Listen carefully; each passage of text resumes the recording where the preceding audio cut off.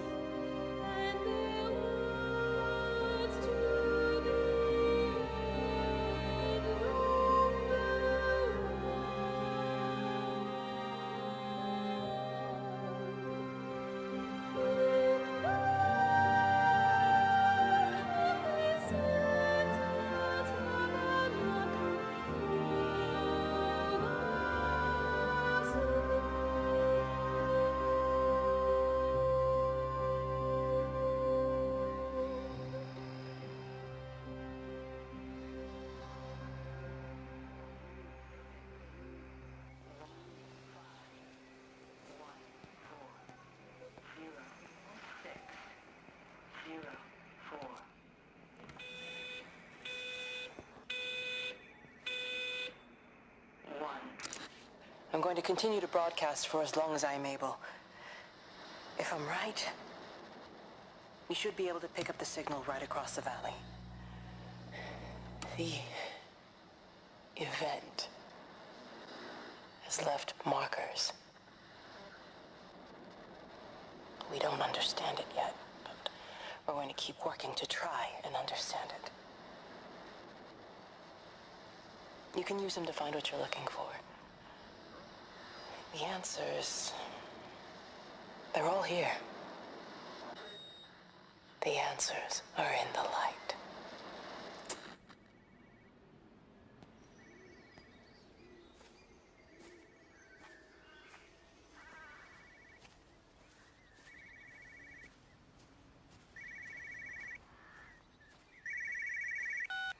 This is a special announcement by the Emergency Measures Committee.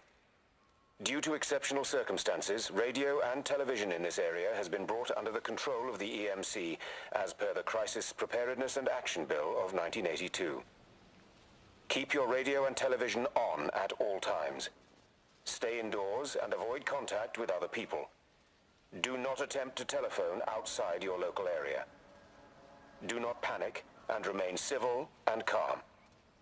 Stay tuned to this station for updates.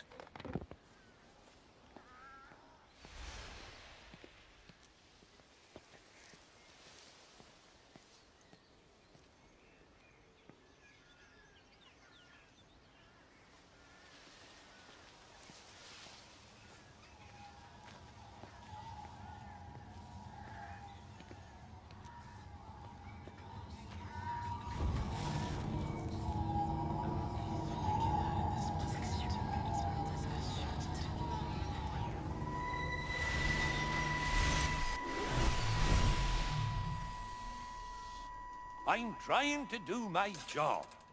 You two will be the only staff on site for this rotation. I'm just saying, if the main gate's power fails, then there's no way in or out of the observatory. That's why there are backup generators. Jesus, why the hell are we even discussing this? Just don't you come running to me if you get locked in.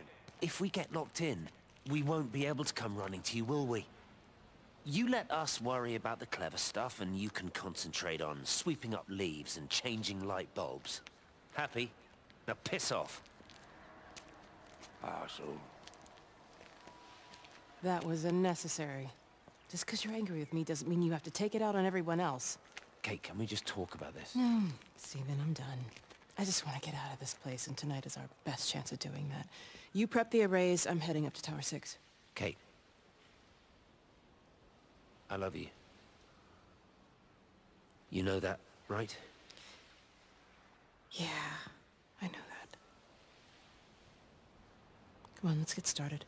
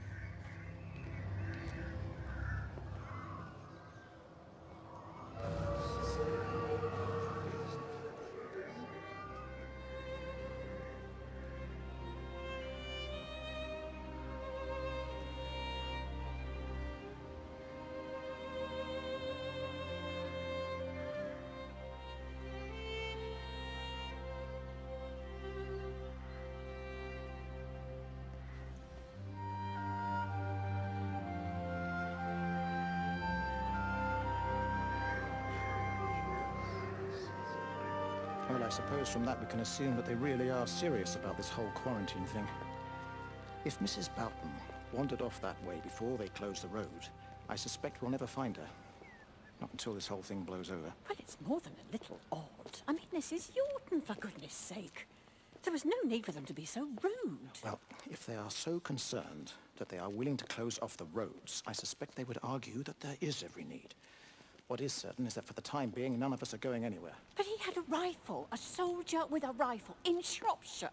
The world's gone stark raving mad. I've a good mind to write to my MP. You do that, Barb, and I'll personally deliver it for you, once this blockade is removed anyway. Come on, Bob. I can't spend all day chasing pensioners around the valley. The surgery won't open itself. I need to grab some paracetamol when we get back as well. Fucking headache all of a sudden.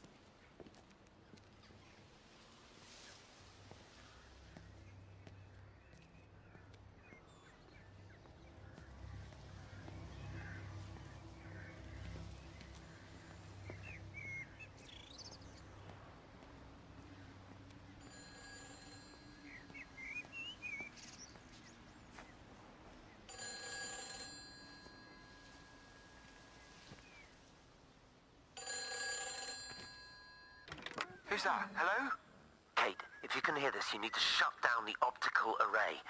It's using the observatory as a conduit to reach us, and it's started spreading its range beyond the valley. Kate, we can't afford to let it do that. It's getting stronger.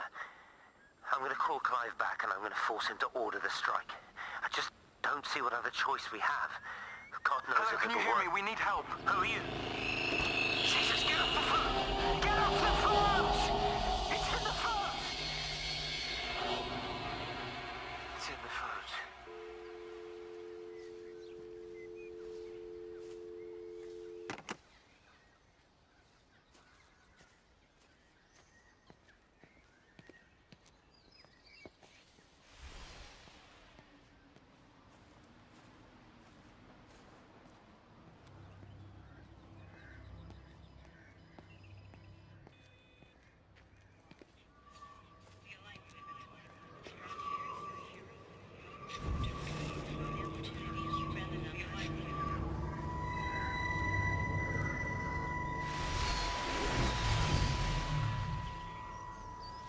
Don't be so hard on yourself. We've all had rejections. You haven't. Come on. We'll look at the figures, tighten up the data, and resubmit. Your core idea is sound. You just got the number slightly wrong. Don't patronize me. I'm not patronizing you. I think you are a brilliant man, Dr. Appleton. Listen. I'm here, right? We're together, you and me. The alignment event tomorrow.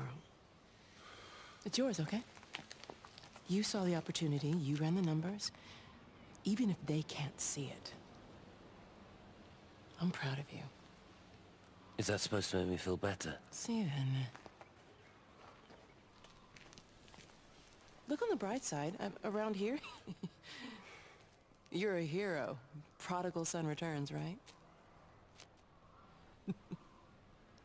I'm surprised they haven't erected a statue in your honor yet.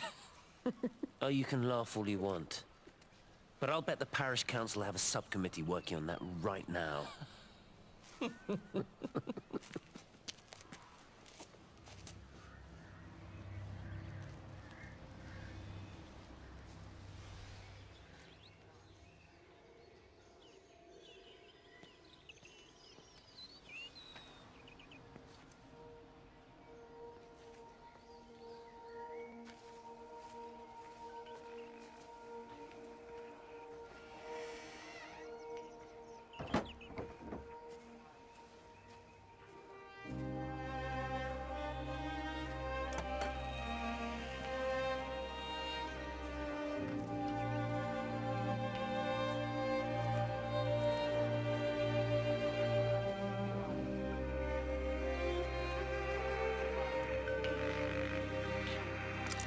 Extraordinary.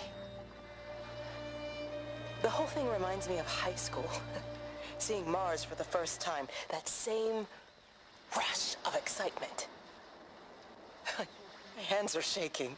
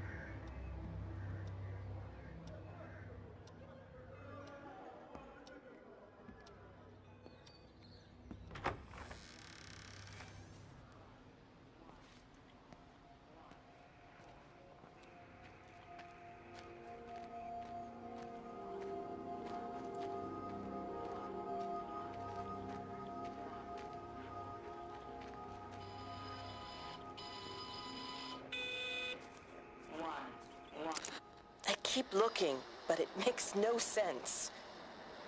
The area we picked the pattern up from can no longer be located on the scope. That's just not possible. You can see significant changes to the quality of the ambient light in that part of the sky. It's overexposed, like a Polaroid left in direct sunlight.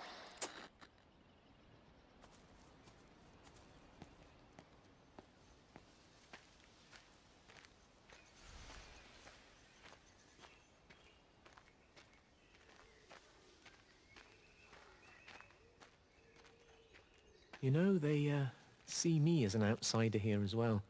Is that supposed to make me feel any better? You know, I understand it's difficult. That's all I'm saying. Your lot up at Vallis have never mixed with the local community. People here, they don't really understand what you do up there. Are you trying to get me to come to your church? It's not just about faith.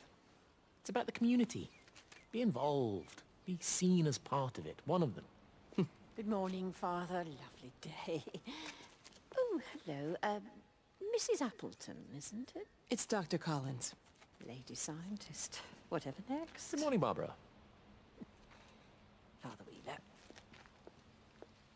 You really think that's a community that will ever see me as one of them? I can live with them staring at me, if they just stay out of my way.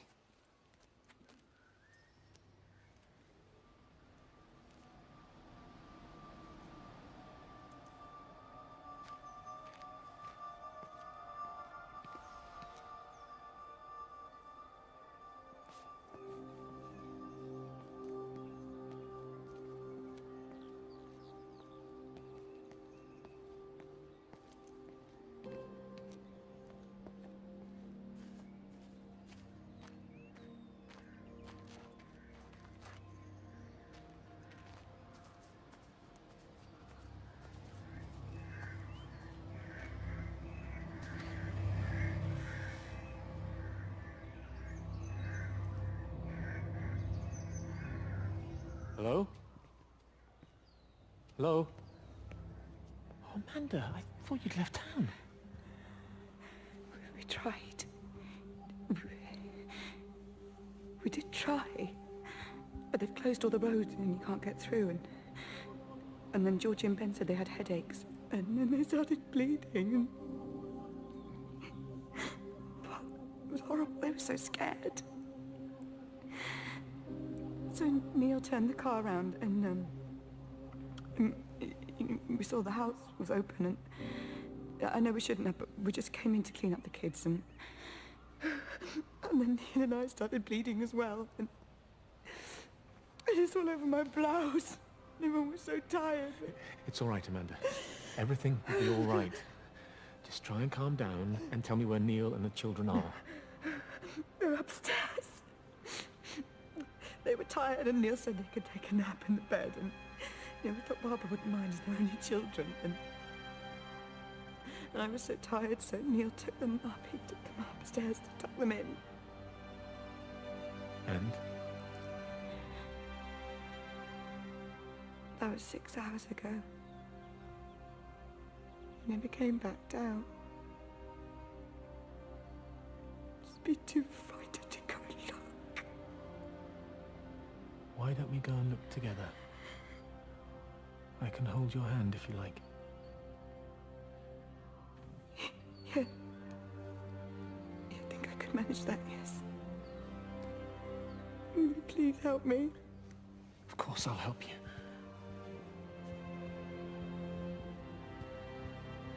Neil? Neil, are you there?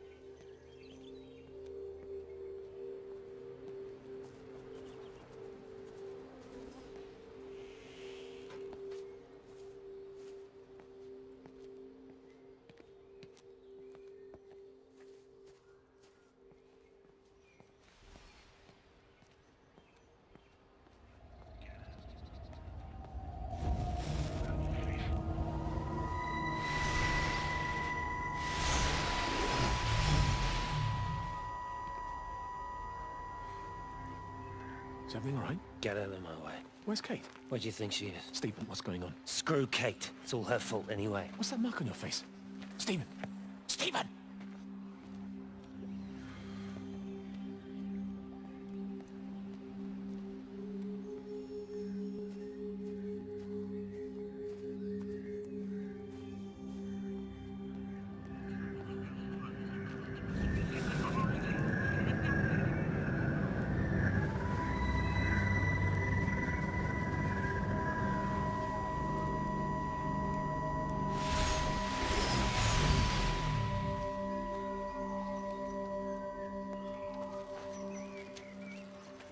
What are you doing? I saw you doing that. Stay away from me. Don't come near me. This is people's property. You're scaring them. It's all over the village. It's got into everything. It's so fast. What are you talking about? It's traveling down the wires. Dear God, man, you've lost your mind. Where is Kate? What have you done with her? Don't you understand? It's breaching the quarantine and adapting. Give me that bloody can. Hand it over, Appleton. Now get off. No, Sam, stop it. You weedy little shit. It's mine. Give me the Stop can. it. I need it. Grow up!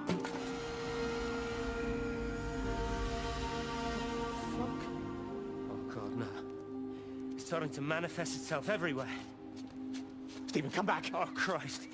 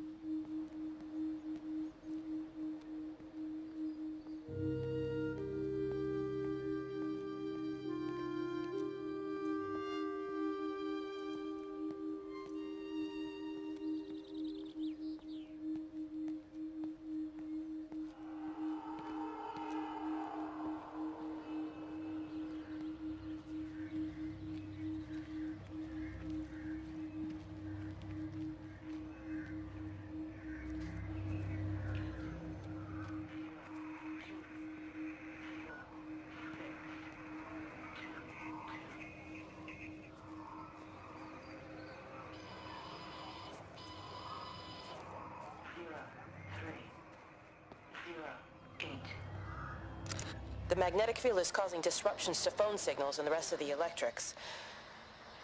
There are voices on the line. It's 4 a.m. Maybe everyone is up looking at the light show.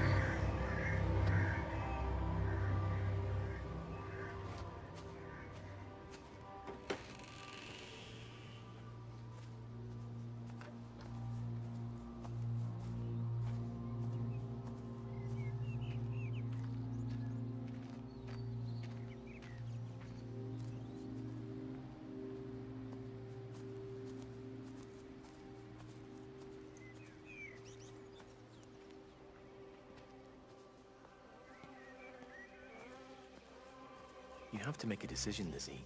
Especially now. But I do love him, Father. I love them both. He's married.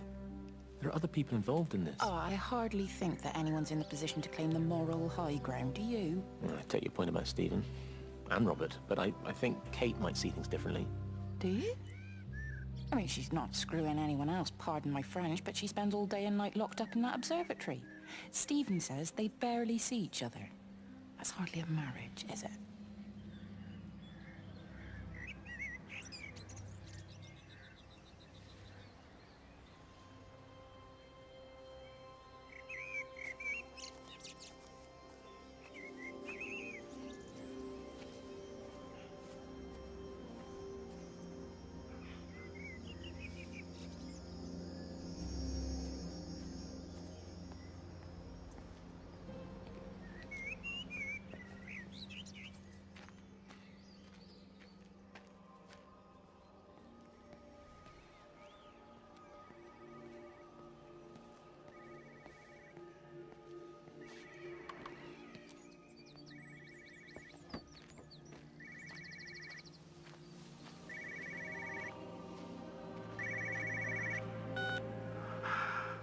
Visual and auditory distortions are becoming more frequent, along with mild convulsions to the left side, all of which support a preliminary diagnosis of intracranial hypertension, occurring as a result of a substantial and rapidly expanding tumor, originating, I believe, within the hypothalamus. Cognitive functions are currently unimpaired,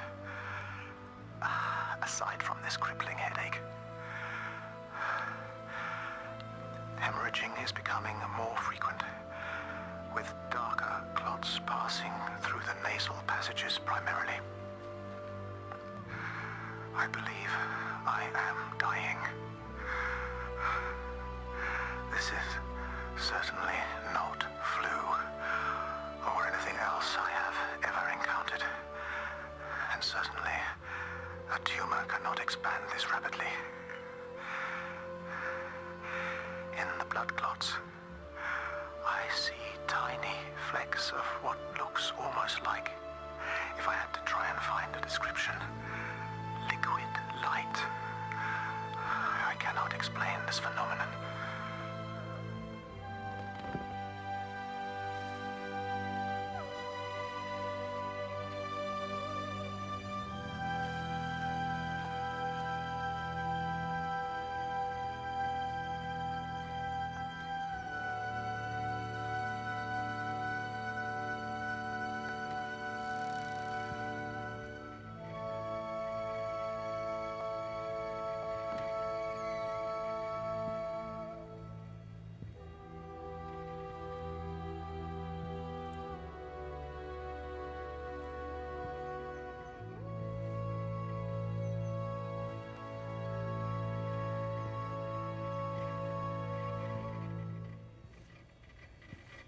Dr. Wade, here you are.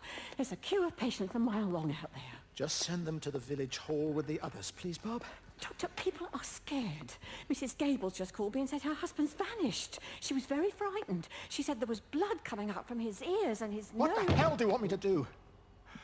Until they lift the quarantine, we're not going anywhere. Just tell them to drink plenty of fluids, stay warm, and follow the instructions on the radio. Dr. Phil, please, you have a duty to your patient. Your nose.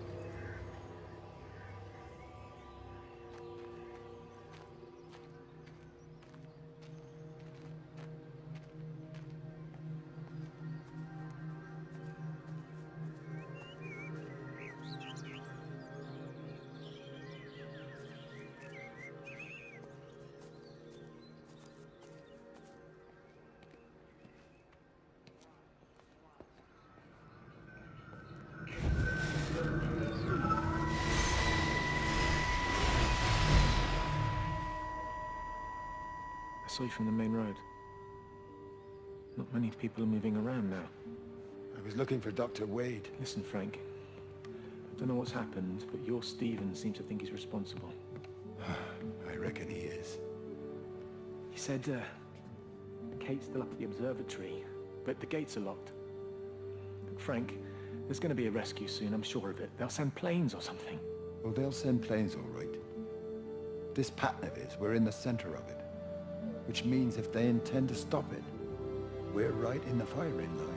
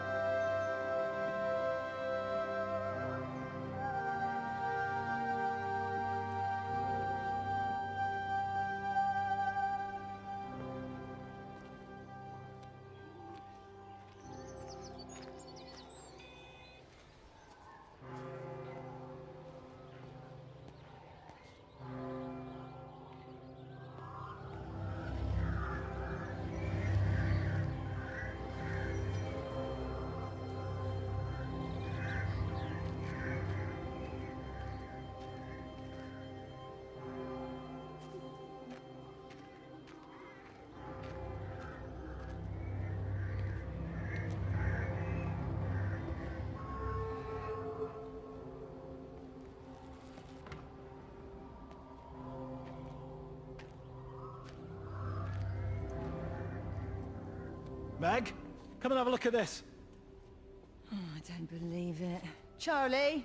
Jeremy reckons someone had been raiding all the empty houses. He said a load of stuff had been taken. What's up? It looks like someone's been collecting their own supplies. Bastard. Well, we've got enough stock in the warehouse to keep the entire village going for months. We should get a truck. What, and go and get all of it now? Yeah, why not? It's Appleton. It's that bloody crackpot Stephen Appleton. I'm gonna fucking do him. Sam, it's fine. We'd better get moving before the weather turns. You come in. We'll swing by the camp and get Rachel on the way back.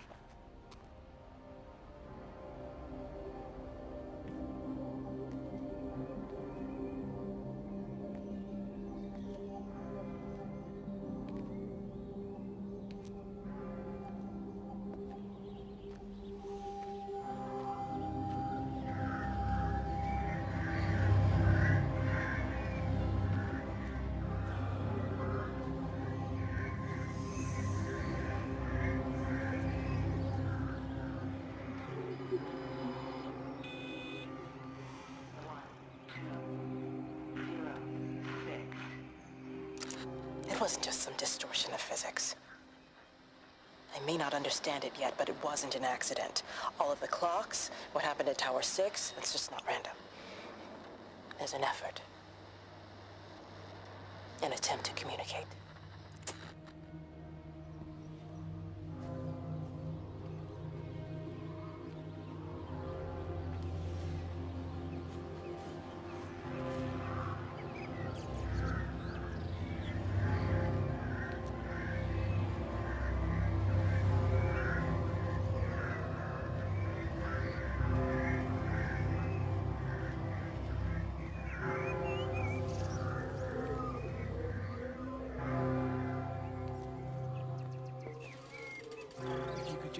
with them, perhaps. They listen to you. Well, I really don't see what it has to do with me at all. The village looks up to you. I just think with what's been happening with Mr. Coles and Mrs. Boughton and the others, that people need somewhere to talk, to feel safe. Perhaps they don't think that your church is somewhere they feel particularly safe. I don't need your forgiveness, Wendy. Or theirs. Whosoever thou art that judgest, for wherein thou judgest another, thou condemnest thyself.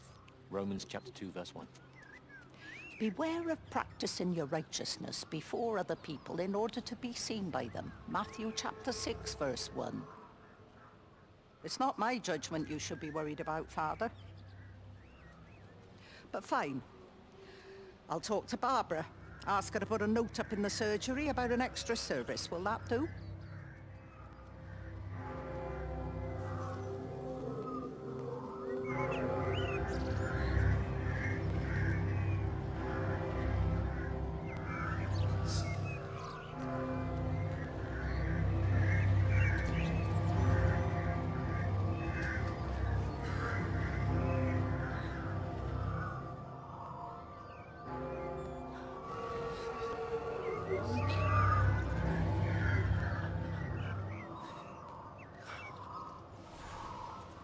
Are you there?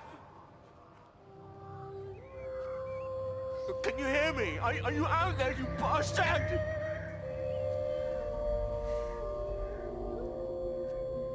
You got them all?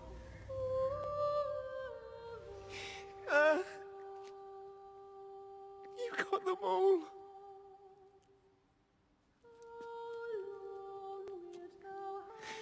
Oh, Jesus Christ. Help me, oh Lord. Give me strength. Hello? Hello, is anyone there? Is anyone still there? Oh. You are still here then. I should have expected that. Come on then. Let's get this over and done with. I've got my parishioners to attend to.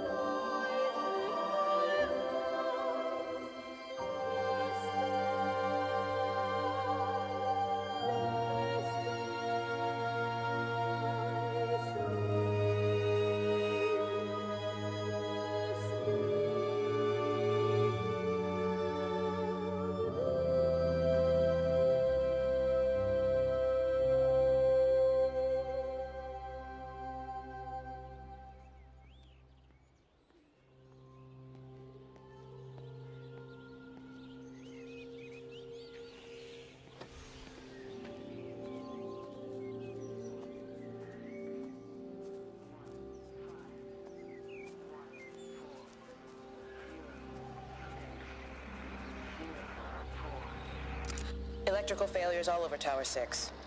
The light is flowing like liquid. Its sense of purpose is overwhelming. There's something in... Stephen? Stephen, is that you?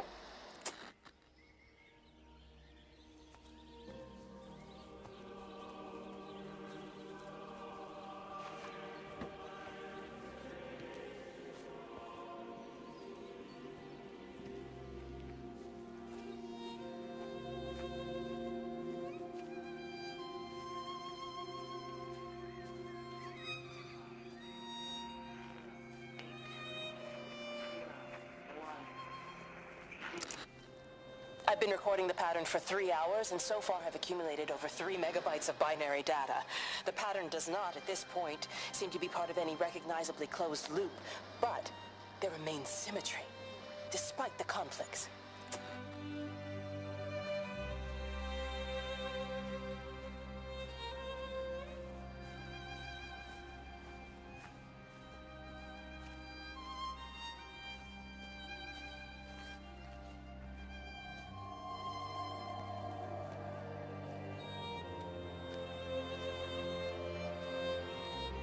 Meg?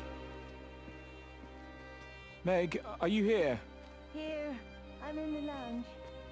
There are too many empty houses tonight. Most of the village is gone now. My head's killing me. Have you listened to the phones? No, I thought they were all dead. There's a strange kind of static now. I think I heard numbers in it. It sounded like the American woman. Kate? She's still alive. No one's seen her. Is Charlie back? Not yet, no. I'm sorry. That's all right, Father. Listen, you go on ahead. I'll just rest here a little longer. Sleep well.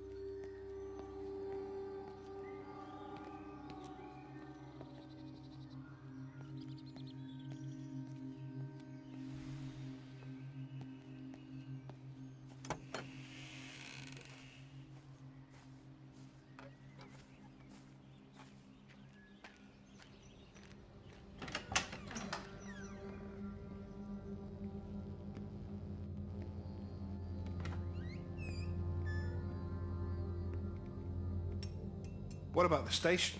That's shut down too. So there's no way in or out of the valley. They're obviously serious about this flu thing. Phil doesn't think it's flu at all. He said he's been practicing medicine for 30 years and he's seen plenty of flu, and he said this doesn't feel right at all. Well, there's nothing of any use on the radio. Sorry I'm late, everyone. Have you started? Yes, but to be honest, there's not really that much to discuss. This quarantine is in place, there's roadblocks and everything. No one really seems to know anything, but people are definitely missing. More of them too, not just a couple of old biddies. No one's seen the Sullivans since yesterday, and the house is just sitting there unlocked. I just got back from the farm. All of Frank's cows died in the night. He's devastated. Poor man, hasn't he had enough for 1 year? First Mary and now this. Well, if no one's coming in to sort this mess out, we're just going to have to do it ourselves. Barbara, get Phil to do a stock take on medication. Jeremy, put the word out for people to congregate at the village hall. It's best we get everyone in one place for the time being. Good. I'll organise supplies. We'll have a lot of hungry mouths to feed. There's plenty at the depot, but well, let's start with what's here in the village. I'll draw up a rota.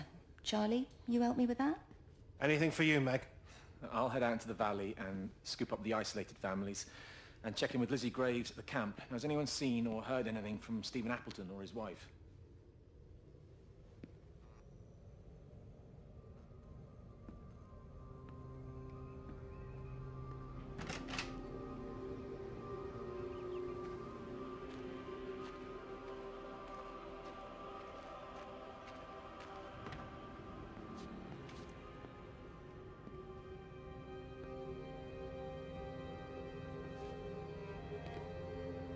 I couldn't stop it. I couldn't do anything. Stop it. Calm down. I'll get back.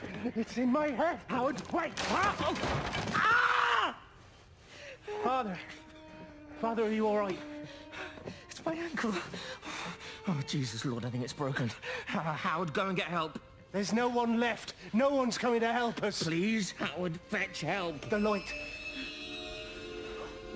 They're in the light. I can see everyone in the light. Oh God. Oh my God. Help me.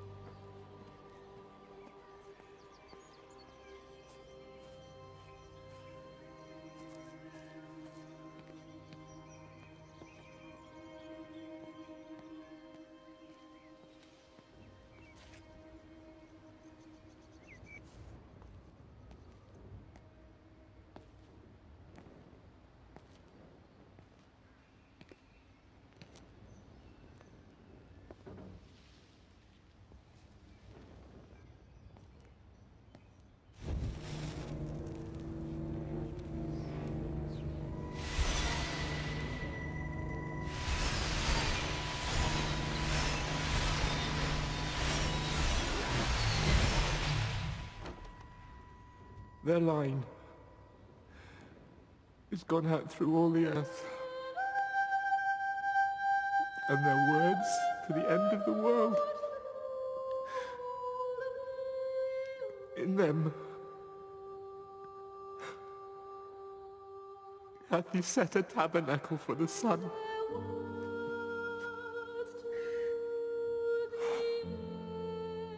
Our Father, who art in heaven, hallowed be thy name.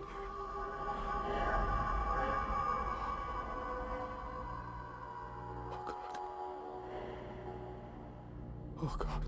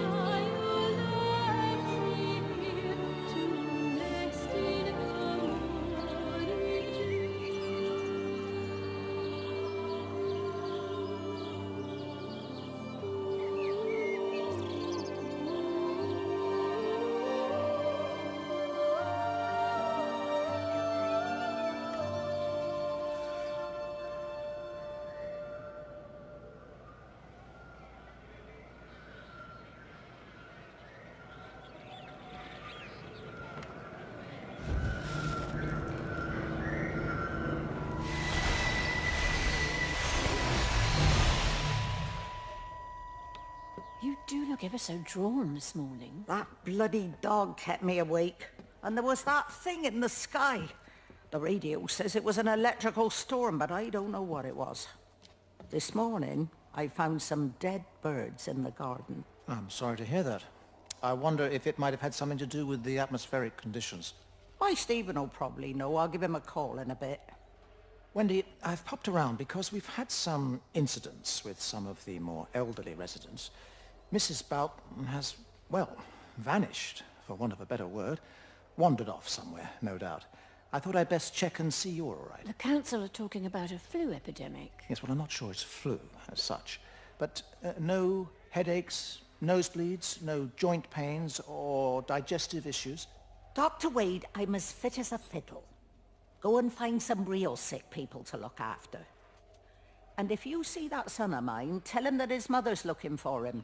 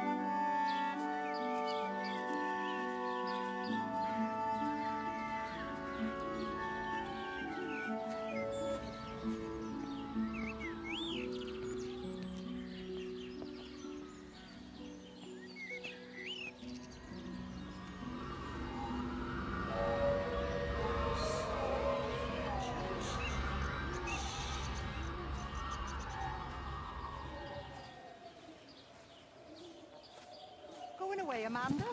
Oh, just for a few days, yeah. First thing in the morning. I don't want the kids to catch this flu if it's going round. It's probably that father, Jeremy, spreading it around while he tries to bully everyone into donations for the summer fete. It seems very quiet in the village, actually, Wendy. Not much bullying to be done. Oh, Father, I didn't know you were here. Clearly. Listen, I came up here to tell Amanda that we've had some vandalism in the village. Must be a teenage thing. Tagging, I think they call it. Someone's painting all over doors and things. Little vandals. Well, I'll tell Neil to make sure we're properly locked up when we go. A good man like my Eddie gone.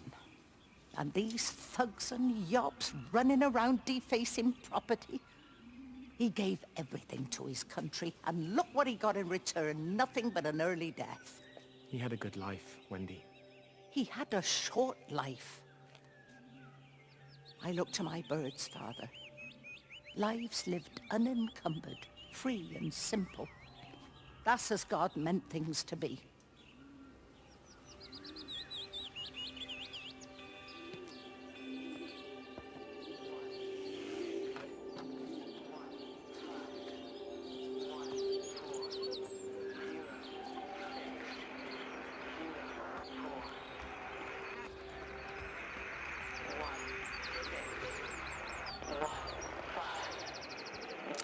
Every computer in the observatory has set itself to 6:07 a.m. June 6th, 1984. I don't understand what that means.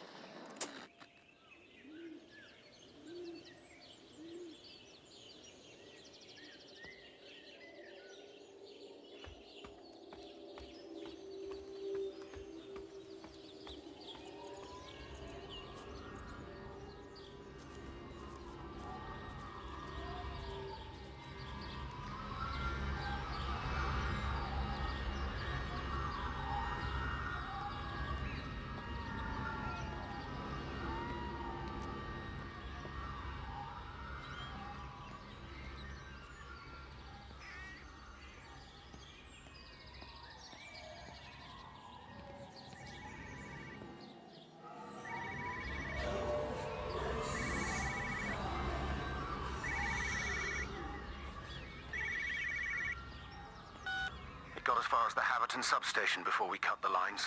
The interchange there just started dialing numbers at random. And the symptoms you're seeing match those we've been tracking here? Sickness, headaches, nosebleeds, eventual hemorrhage, then just light, whatever the hell that means. Then we've got to stop it before it finds another way out of the valley. Clive, you've got to order a strike. What? An airstrike. We have to kill it. No. No, I don't agree. We've quarantined the valley, we've cut the lines, it's contained. What if you're wrong? Are you happy to have that on your conscience? Stephen, I said it's contained.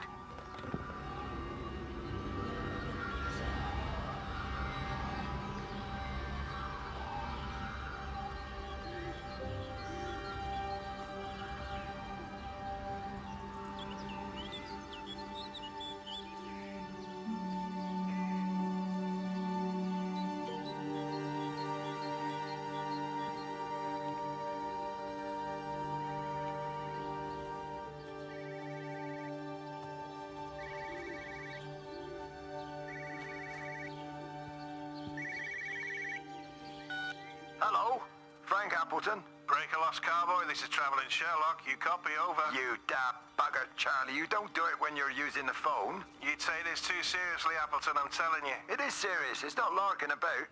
You be listening to your number stations again, Frankie. It's not funny. It's serious stuff, and you should mind it. Now then, I'm assuming this is about a pint. I am going to the Whistler.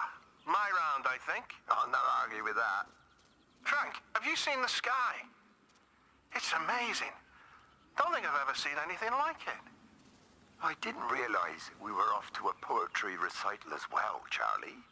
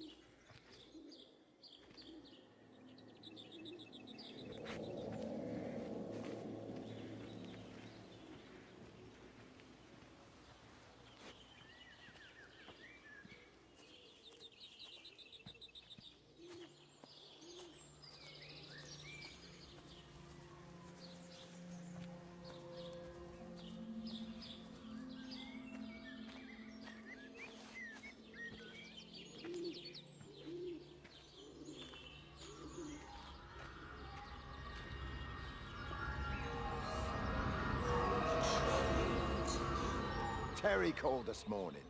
Said there was a problem with Harvey. Said he couldn't get through to the vet, so I said I'd come round and take a look. There's a lot of dead birds today. More here, too, poor little things. I've been trying to get hold of Steve, and he always knows what to do. Got round here and no sign of either of them. With any luck, the stupid creature will have run under a car. It's probably rabies.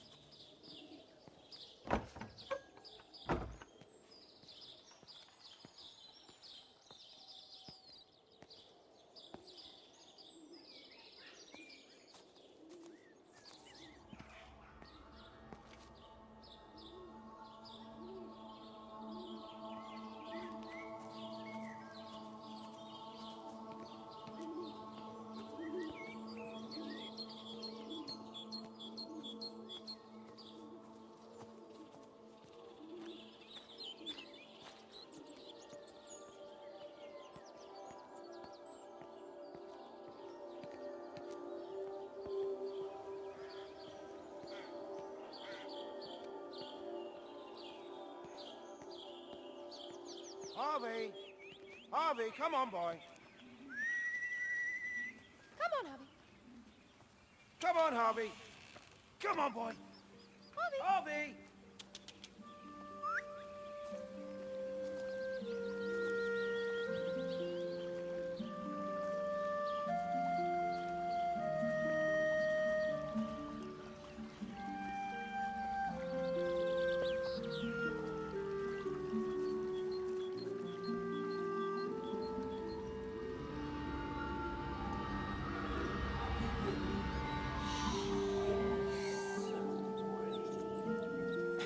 Push it. Push the bloody thing. You push it. I told you it would get stuck. Should have just taken the car. This was a stupid idea. Moving here was a stupid idea. And I told you, Barbara said they blocked the roads. Barbara says. You go and look then. Wait, is that Harvey? Harvey? Harvey! Harvey! Here, boy! Come here, boy!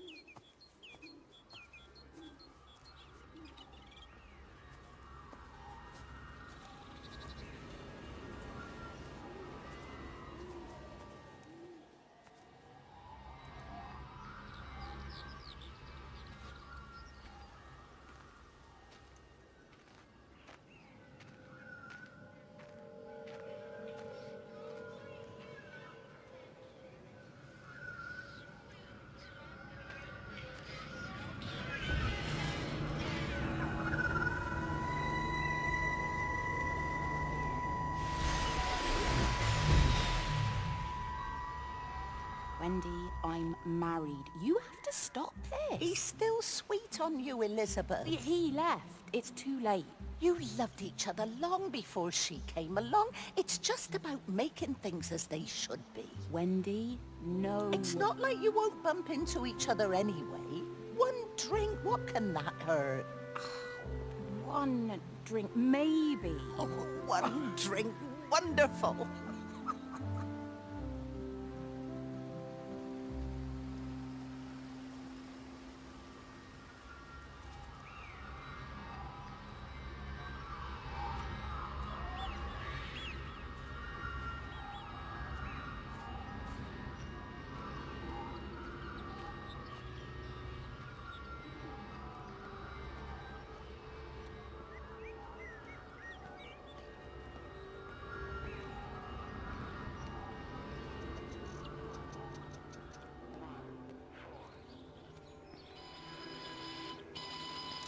Phone call from Stephen. He wants to shut down the receiver. Something about instances across the valley. There's intermittent electrostatic discharges radiating out of Tower 6. All of the electrics on the main gate are blown. I'll find time to take a look once the data stream begins to calm down here.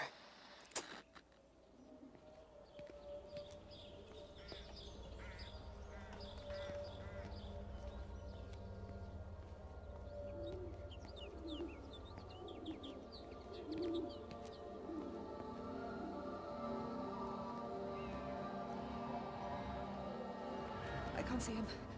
Should we go down? Just leave it. We've got to keep moving. Sean! We can't just leave him. He must be really badly hurt. Jesus, Diana, we've got the kid in the car. We should just keep driving. We can't just drive off and... Look! He's there. He's in the car. Oh, he's hurt. We got to get down there. I said, leave him. We've got to get out of the valley while we can. Oh my God, he's trying to undo his seatbelt. There we are. He's fine then. Come on, love. Come on. Go on.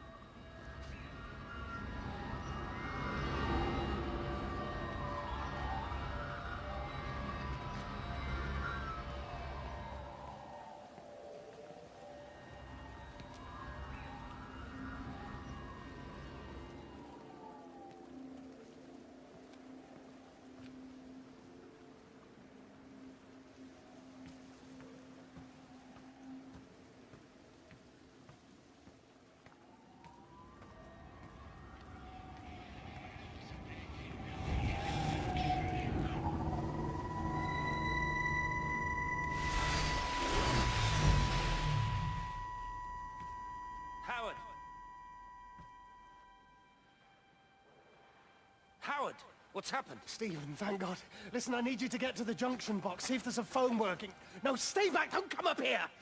Oh, Christ. Is that... Bloody idiot! Where the hell did they think they were going? I think they must have thought they could walk out along the line. Well, there won't be any more trains now. You're a callous bastard, Stephen. Just pragmatic, Howard. Did you say there's a working phone in the junction box?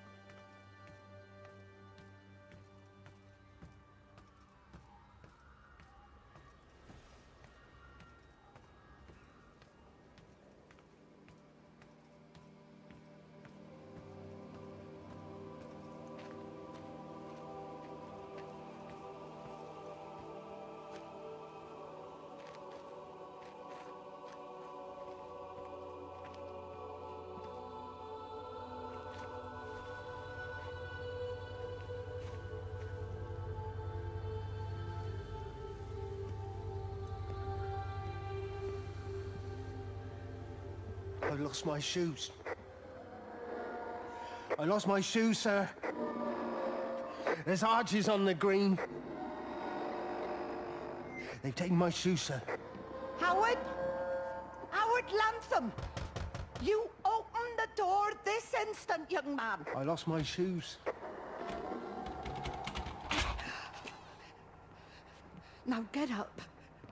Get up. I lost my shoes. What on earth are you doing here, Howard? Stephen, he told me to stay in case Lizzie phoned. Stephen, where is he? What are you doing with those birds? Concentrate, Howard. Where's Stephen? He said we couldn't help them. He took my shoes so I'd stay. Listen to me, Howard Lantham. You find your shoes and you get to the village.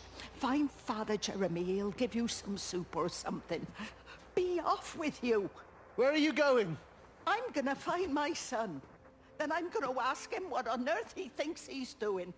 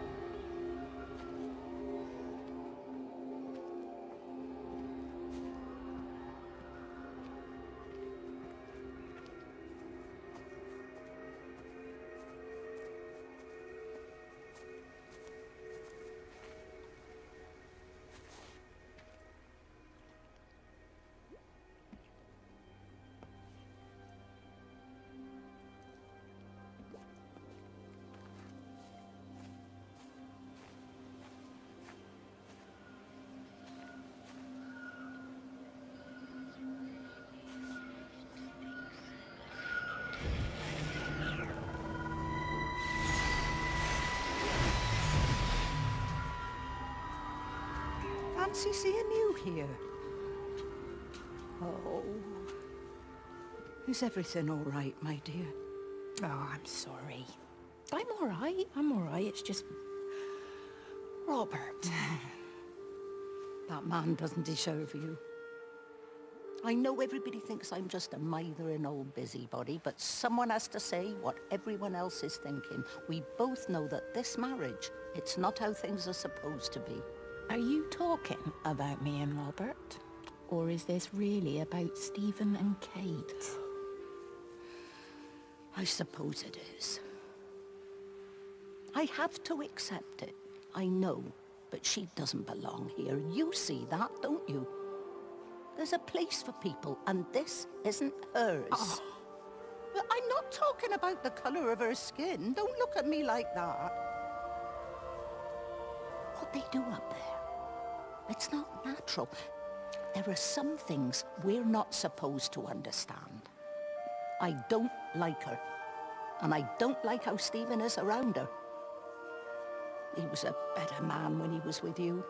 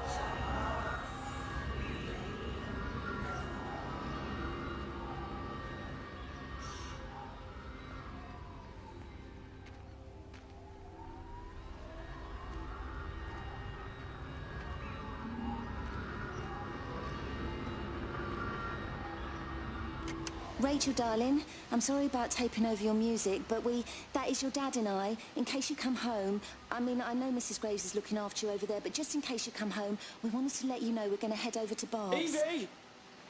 Evie! Sam, I'm leaving a message for Rachel. Are you going to say hello? Jesus Christ, Evie, we ain't got time for this. The bloody car won't start. We're going to have to walk. Sam, shush, it's for Rachel in case she comes back here. But Charlie says everyone's getting together at the hall. Rachel's at the camp. She'll be fine. Rachel, darling, anyway, listen, as I was saying, we're going to be at the village hall. We'll wait there for you. I think it's best if you just stay put and mind what Mrs. Graves tells you. We love you, darling. Bye. You finished? Right, grab that bloody case and let's get moving. Come on.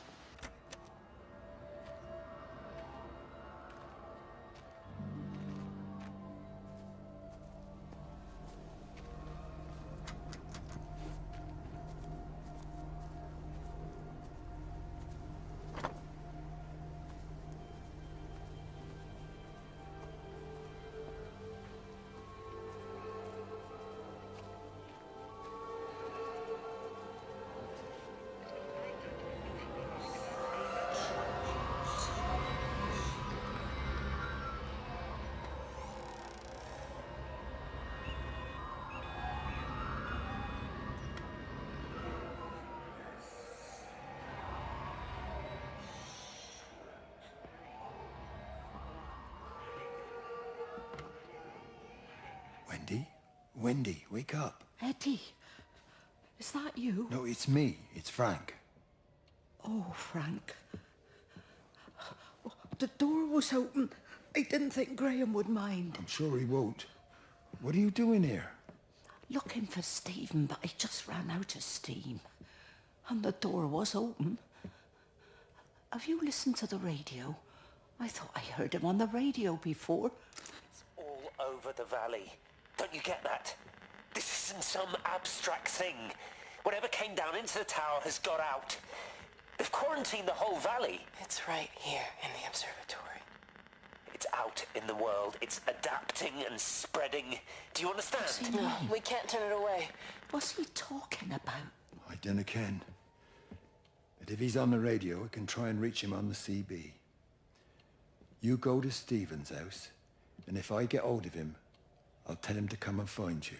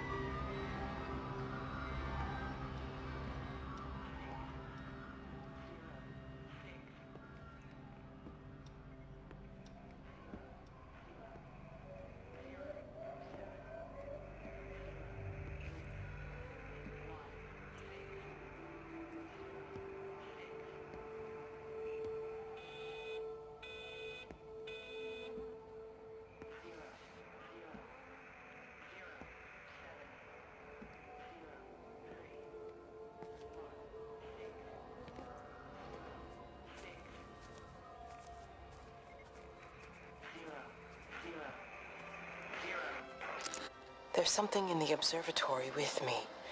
I can feel it reaching out to me. When it's close, I'm overcome with the most profound sense of loneliness.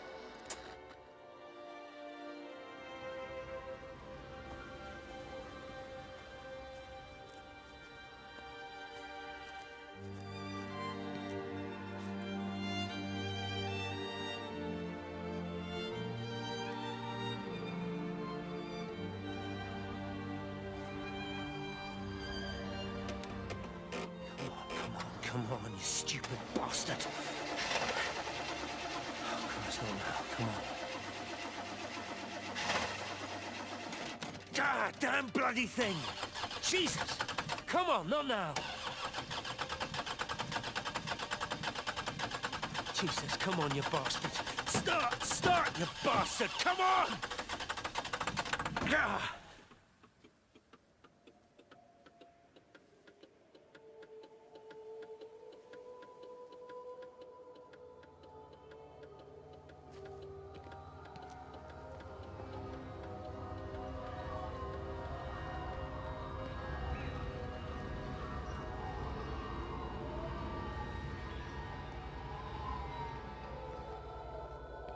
Stephen?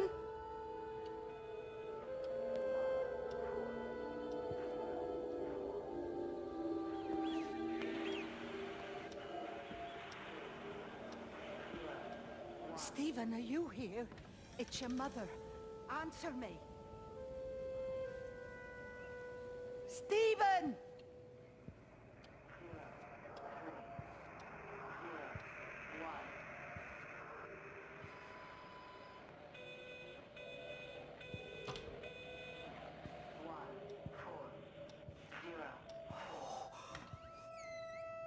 What have you done, Stephen? Oh, Kate.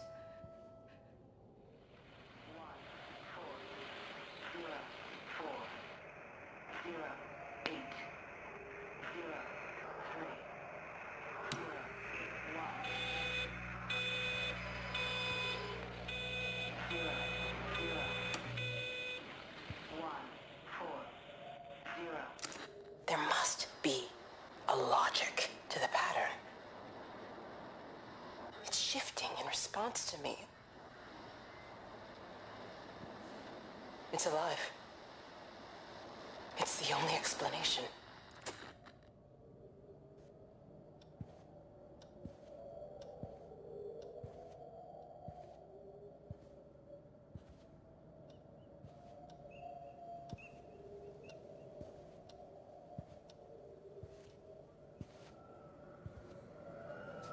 Stephen, where's Kate? Are you here?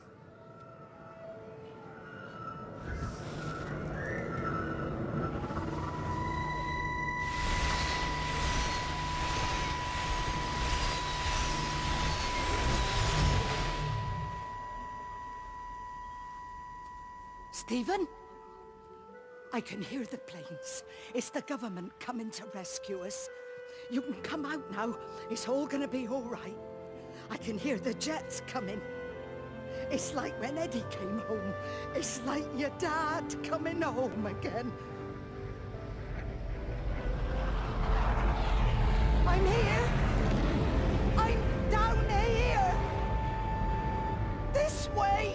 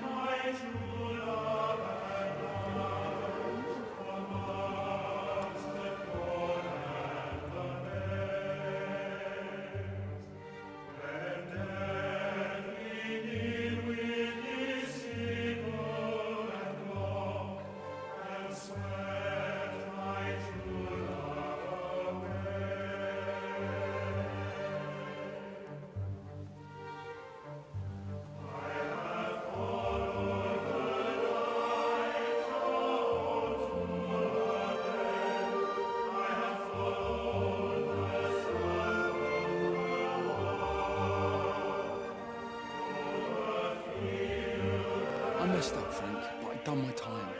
They shouldn't keep on punishing me. Some folk won't let go, Reese, and they've got nothing better to do than to poke their noses into other people's business. There's nothing you can do about it, son. I'm doing a good job. I'm working hard.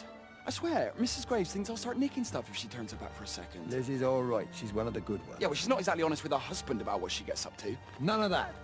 You're angry about people judging you. Don't be so fast to judge others. I'm sorry, Frank. Keep your gob shut, your nose clean, and your head down. Do you think you can manage that?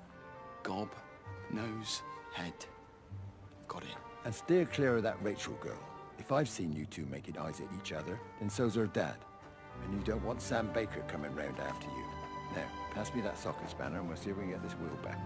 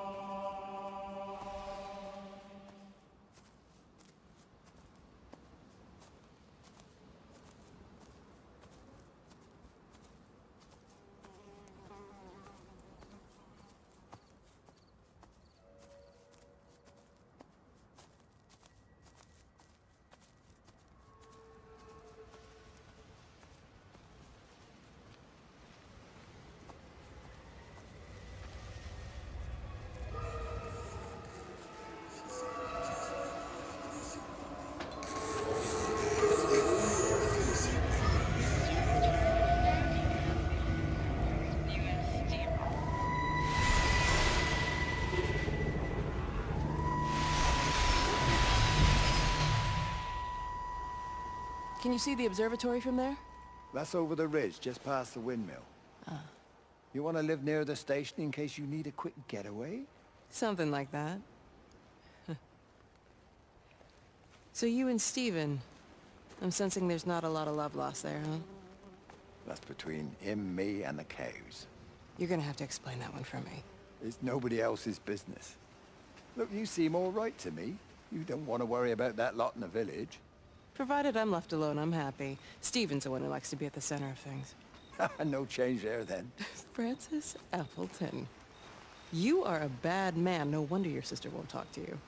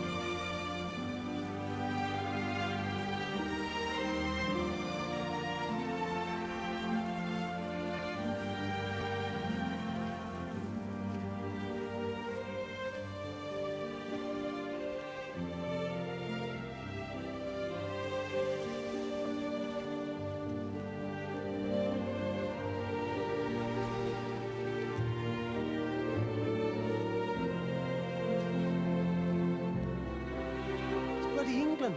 You can't just stop the train, stop people travelling about the place. I don't like it, Frank. I don't like it at all. Well, nobody likes it. No sense sweating cobs over it. Folk all riled about it, giving me grief. I didn't stop the bloody trains, did I?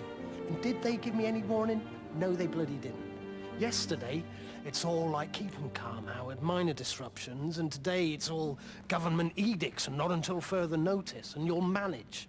Half the village has vanished. It's a couple of people. It's hardly half the village. Oh, right now. But you forget, I've seen things. I was in the Falklands. I tell you, I got out the old air raid siren to test it this morning. Air raid siren? What on earth are you going to do with one of those? I found it in the station storeroom. Took it home, stuck it under the bed. Thought it might be worth something one day. Oh, damn it. It's all right. It's just a nosebleed. Here, use my Yankee. It's clean. Oh, thanks, Frank, thanks. Been getting like a bloody drain all day.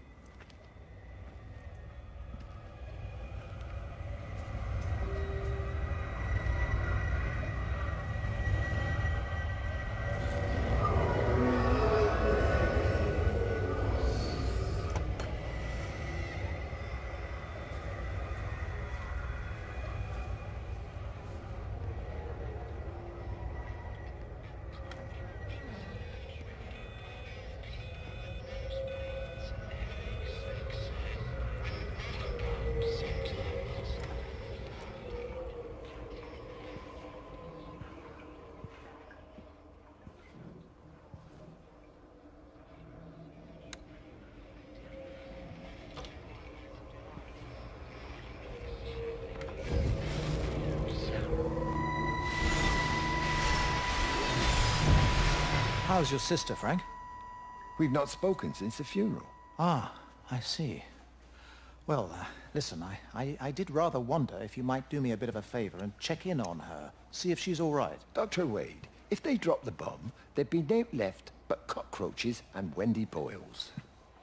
It's a bit odd, really. There's an old chap, John Coles, regular visitor at Lakeside, went walkabout sometime last night. Now it appears Mrs. Boughton has done the same. Enid? Well, that'd be clever. They amputated her leg last spring. Yes, that's the thing. I've also got a surgery full of people with nosebleeds and headaches. The council are saying influenza, but I've been practicing for 35 years and I'm not convinced. I just wondered if you might pop by and see her. Even if I did, do you really think she'd let me in? Fine. Forget it. I'll see her. Leave it to me. Oh, and Frank, call the hospital and get them to collect all this stuff. It's been 8 months.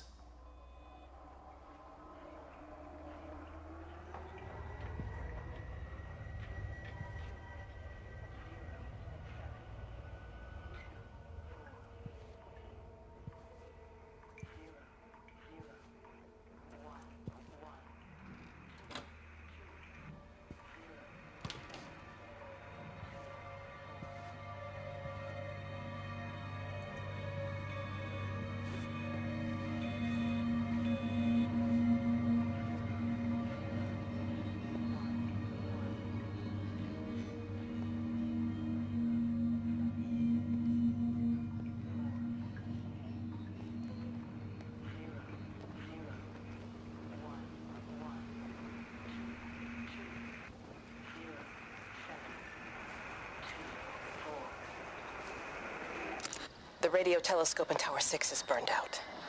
The background radiation coming in from the Penrose region is off the scale. It's like mathematics is bending along with the light. Everything is bathed in a strange glow. My face is still numb from the burn.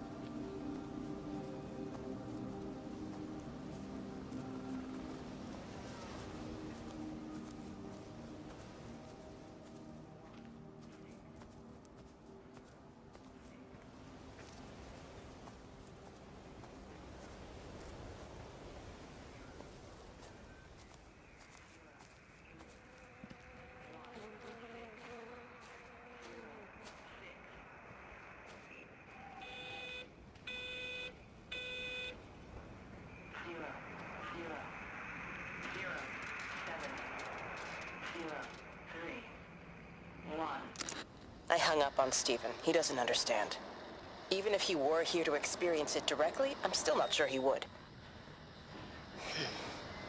There has to be a way of consolidating, of offering reciprocal amplification to the signal.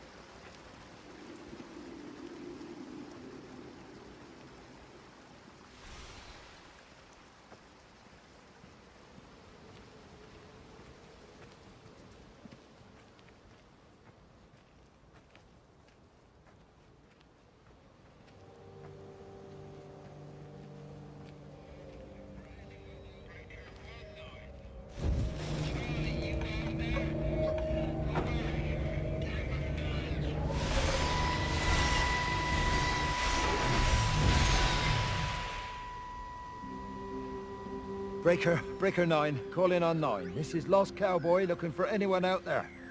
Hello? Breaker 19. Breaker Travelin Sherlock. Charlie, you out there? Over. My Hello? family, my wife and kids. You know perfectly well what you've got to do. I can't do it. Don't ask me to do it. You're asking me to sign their death warrant. My own family. Damn it, don't you think I'm aware of that? I'll still be here when you drop the fucking stuff. No. Don't you lecture me about sacrifice, you spineless little shit. Stupid bastard! If you're so full of ideas, you come here and try dealing with it. Tell them the time when we had a choice is over. Tell them to do it. You've got to do it now.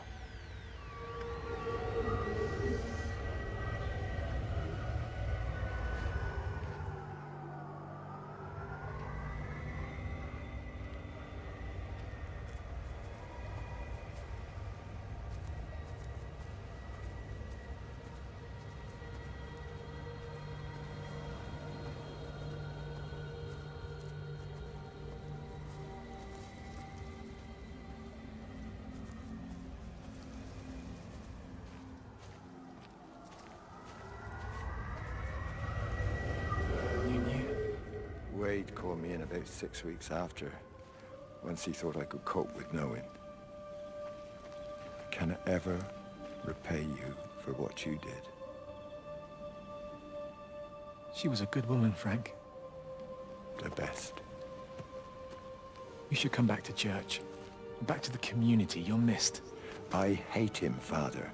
I can't get down on my knees and pretend otherwise. And I don't understand why you don't hate him too. I try my hardest not to, Frank. Goes against the job description somewhat. Faith is the assurance of things hoped for. The conviction of things not seen. We have to trust him, even when his methods are hidden from view. Maybe see you on Sunday.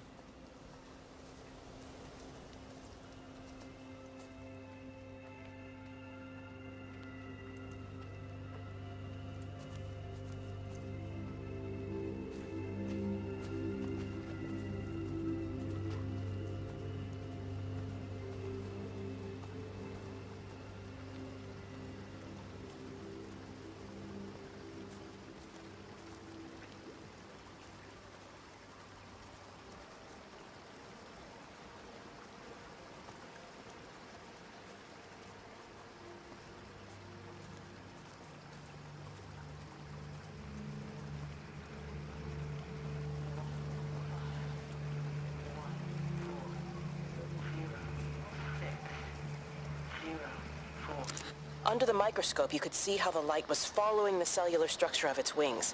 The neural simplicity of the insects seems to prevent a full-blown infestation, so there's none of the hemorrhaging I'm seeing in the birds. But Stephen's wrong. This isn't an attack. It's a byproduct of the attempt to communicate. It's getting smarter. It's learning as it adapts. I'm confident of a breakthrough soon.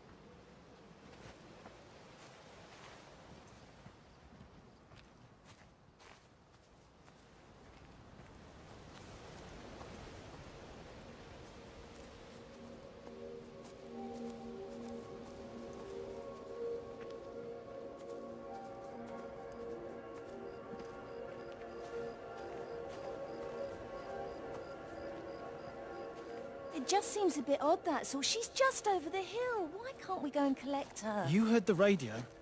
Try to minimize contact with different groups of people. It might be spreading that way. Besides, Father Jeremy told me that Lizzie Graves said they're all fine. They're still planning on putting on their show. So how does Father Jeremy know what's going on at the camp if we're all supposed to be staying at home? A special dispensation for the clergy or something. I'm sure Rachel will be all right. She seems to live at the camp these days anyway. She's 16, Sam. It's going to happen. I was pregnant when I was 17. Yeah, well, that's why I'm worried about what Rachel gets up to. Come on, give me that other case. We'll still be here at midnight if we don't get a bloody move on. Can't understand why the car wouldn't start. I'll have to get someone out to take a look at it.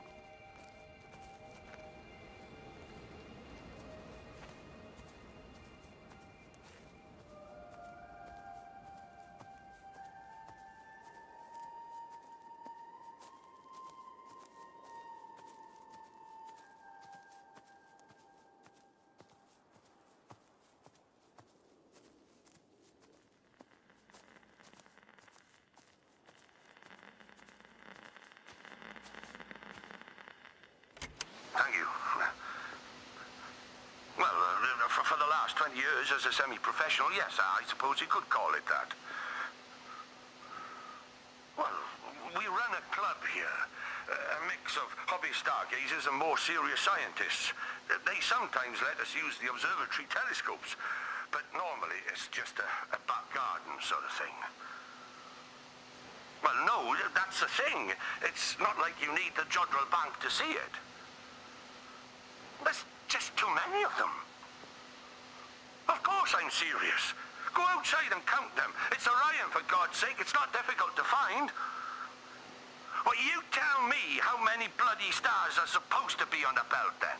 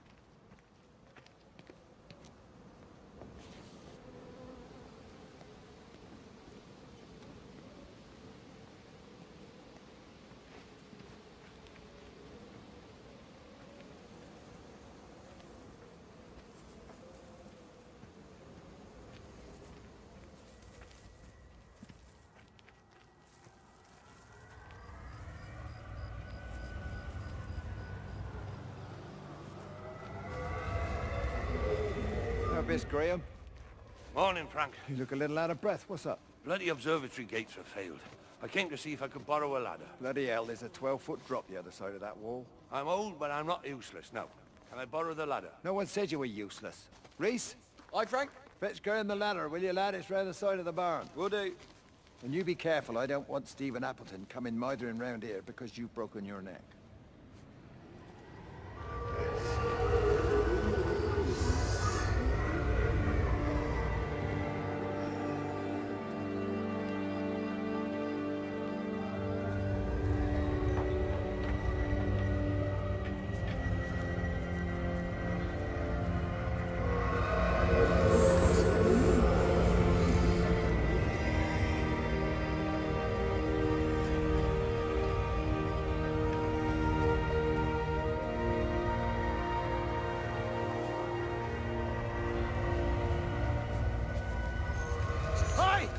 wherever you!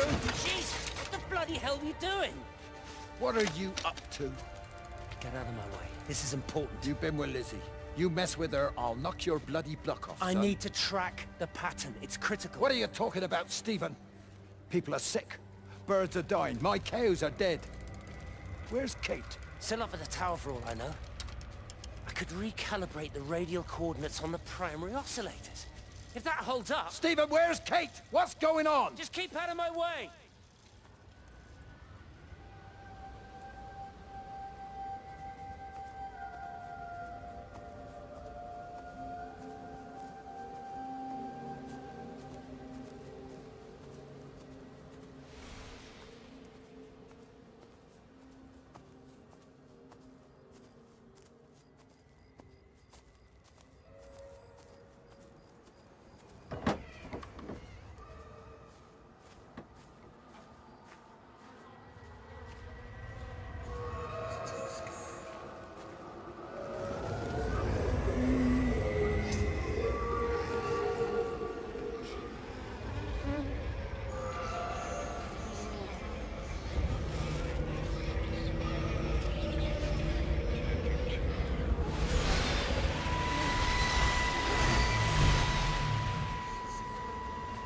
You never mentioned anything about them sickening yesterday. I checked them last night on the way back and they were fine. I woke up this morning and the whole lot had gone. Tell me, Charlie, have you heard any birds today? Well, I've not really been paying any attention. That sister of mine reckons they're dropping out the sky all round the Wrekin. And Dr. Wade reckons there's sick folk all over the village. Meg said not to bother trying to get deliveries out. Said the quarantine in the whole valley. I reckon it's best we just sit it out. It'll all come right, Frank.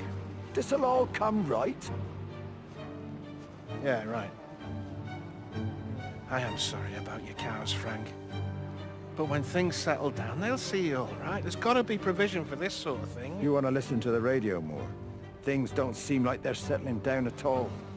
I tell you, Charlie, something big is happening.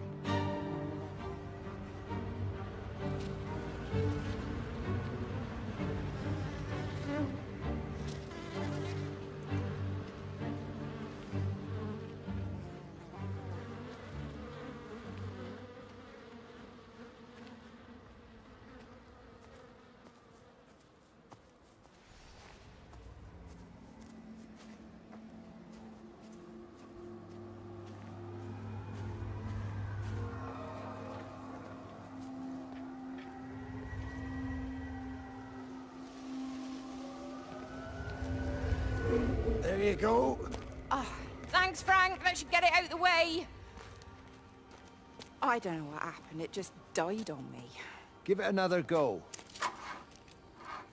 Oh, I only just put petrol in it as well. Robert's taken the other car into town. I wish he'd get back. He promised me that he'd be back this morning. You think he's off on another bender? Oh, I can't police him all the time, Frank. He's not a child. What's going on, Lizzie? Nothing. You're seeing Stephen again, aren't you? You two can't keep pithering on like this. If Robert hasn't already worked it out, he soon will. Oh, not if he carries on drinking the way he is. Shit. Pardon my French, but bloody shitting thing, why won't it start? Come on, I'll give you a lift.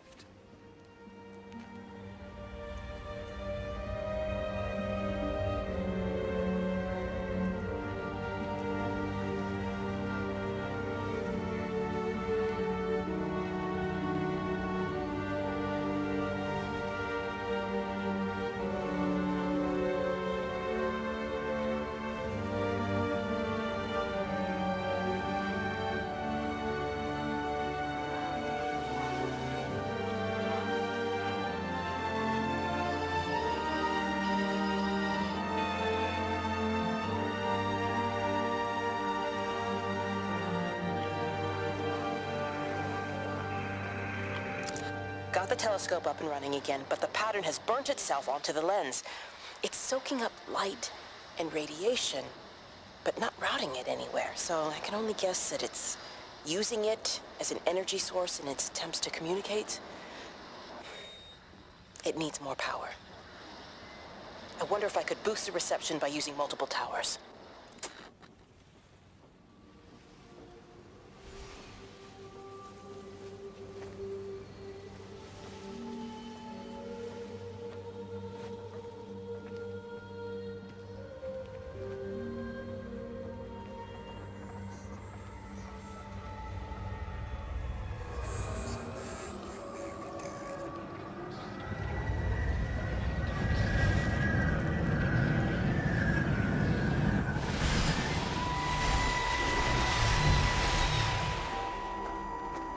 Frank! Frank, for God's sake, stop! Keep back, you bastard. I know what you've done. Where's Lizzie? Where is she? I've got to find her. You stay away. Someone's got to warn them. Someone's got to stop it. You can't stop it. You have to understand. You hate me, I get that. But if we don't do this, it's not just the valley, it's everything, Frank. It's all gone. You're talking bollocks. You can't stop it! Jesus! You take one step closer, I'll bash your bloody skull in, I swear to God. All right, I'm going. But if you see Lizzie, tell her to get out. There's still time. Please, Frank. For her, not me. If you're that bloody caring, you can save her yourself. Don't you get it? I have to stay. Someone has to be here to confirm that everyone is dead.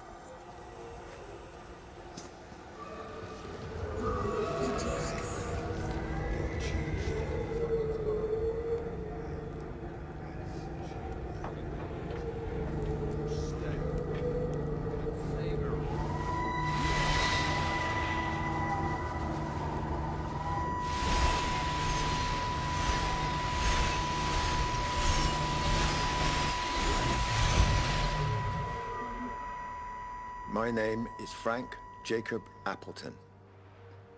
And if you're listening to this, then maybe Stephen was right. And by sending the planes, he stopped it all getting worse. It's a beautiful morning.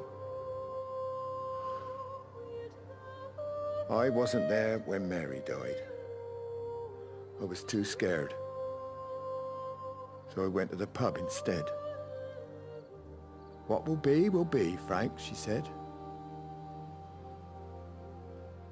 And I just want you to face it with me.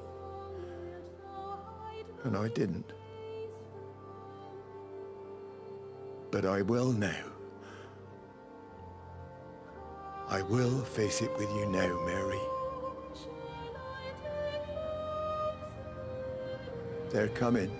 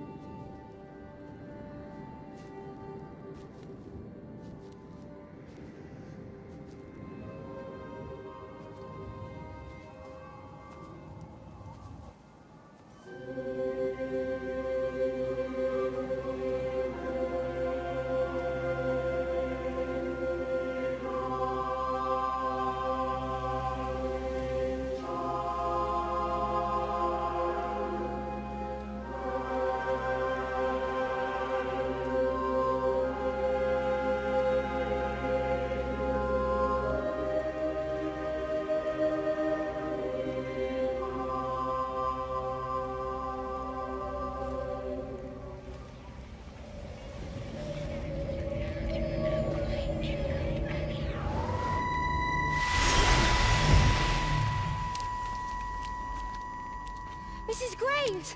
Lizzie, Mrs. Graves! Rachel? Hey, what on earth's going on? It's been awful.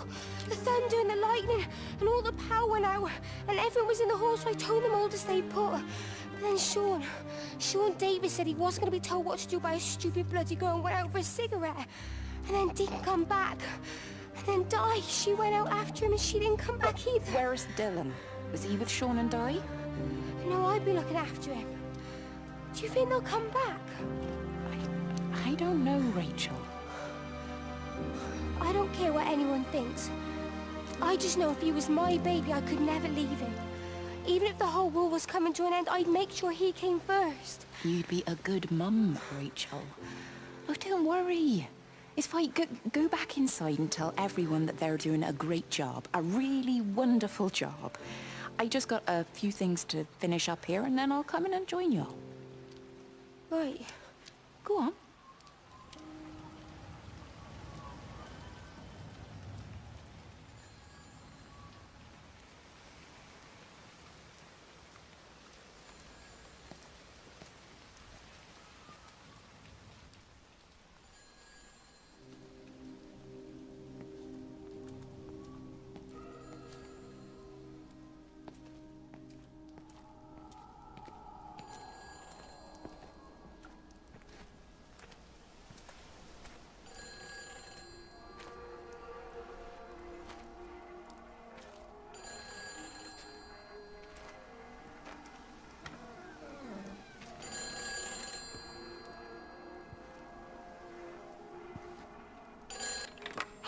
Save them. Just pack a case and meet me at the station. They've closed the lines. Weren't you listening to the radio? Because of the flu. There is no flu, Lizzie. Oh, Christ, Stephen, I'm not stupid. Of course there's no flu. But the stations are still closed. There's an access footpath that runs alongside the main tunnel. You can get out that way. They won't have thought of it. You know what's going on, don't you? You can't use the phone anymore. What, like you're not using one right now? Funny. Listen. Just don't use the phone after this. No TV or radio either. It can hide in the signal. You make it sound like it's alive. I don't think we have a word for what it is. Just promise me. Don't tell anyone. Pack quietly. Meet me at the station tomorrow, all right? I feel awful lying and leaving all these people here. It was a brilliant idea about the show. Top marks for that, you clever thing. I love you. I'll see you tomorrow.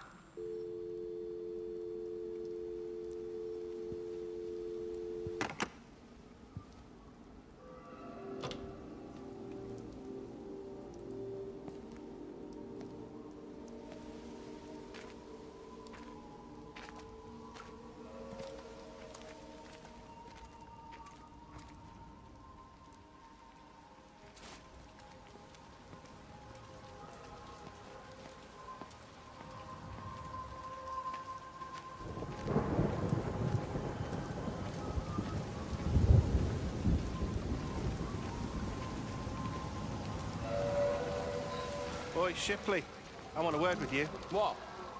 Get over here, soft lad, and keep your voice down. Do you know who I am? Yeah? You work for Meg Holloway? Charlie Tate. You can call me Charlie. What's this about, Charlie? Rachel Baker. What about her? Oh, come on, son. I wasn't born yesterday. Are you looking to get your head kicked in? She's 16. She's not a kid. You try telling her dad that. He'll bloody kill you. I love her, though. You can't stop love. I'm not telling you to stop anything. Just be careful, that's all.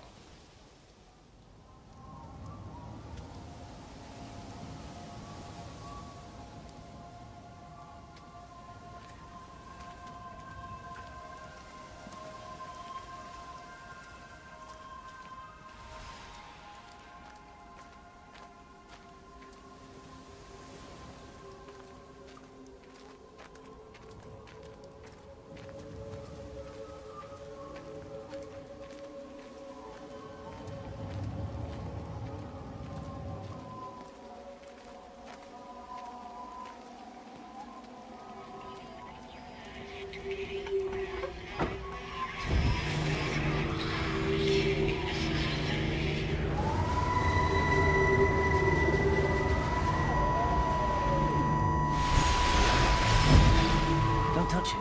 It's fine. It's like a sunburn, but it's a funny shape. Is it sore? I can't feel it at all. Don't fuss over I it. can't believe that you left Kate there. Why won't you tell me what happened?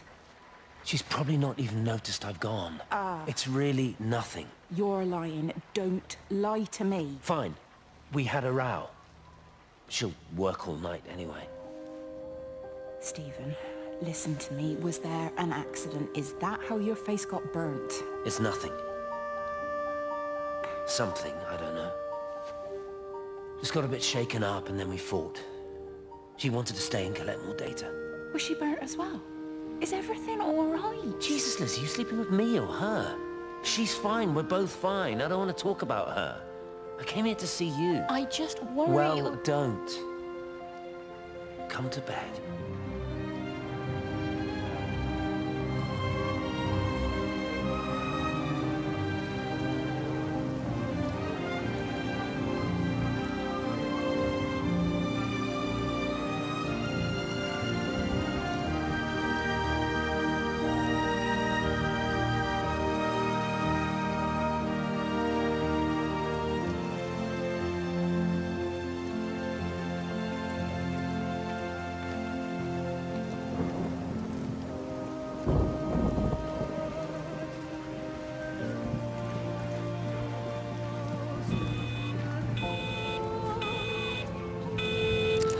I don't even care that he was screwing her.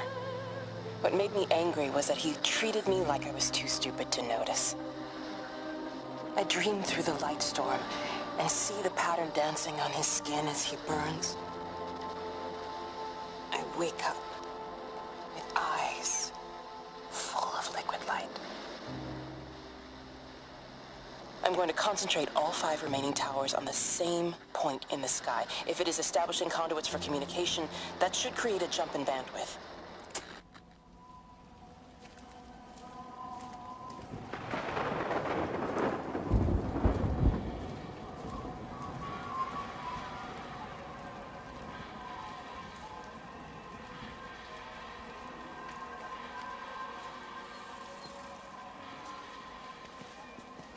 Hey, it's just been on the radio that they're closing the roads. Something about the flu? No one here has flu, Sean. There's no flu here. I overheard Mrs. Graves, and she said another family of Upton left. She said they must have left last night, but their car and all their stuff's still here. Screw this, Di. There's 15 people up and left in 2 days. I don't like it. Where's the baby? Asleep in the caravan. Sean, I don't want to sit around here waiting for it to get worse. I reckon if we leave now, we can get out of the valley before they get their acts together and close the roads. You think so? Yeah, we can go the back roads, through the woods. I'll leave some money on the side for Mrs. Graves. You know her husband isn't back yet either. He's a boozer, right? That's what I've heard. That's her problem anyway. Don't be unkind, Sean. Come on, let's go and get Dylan.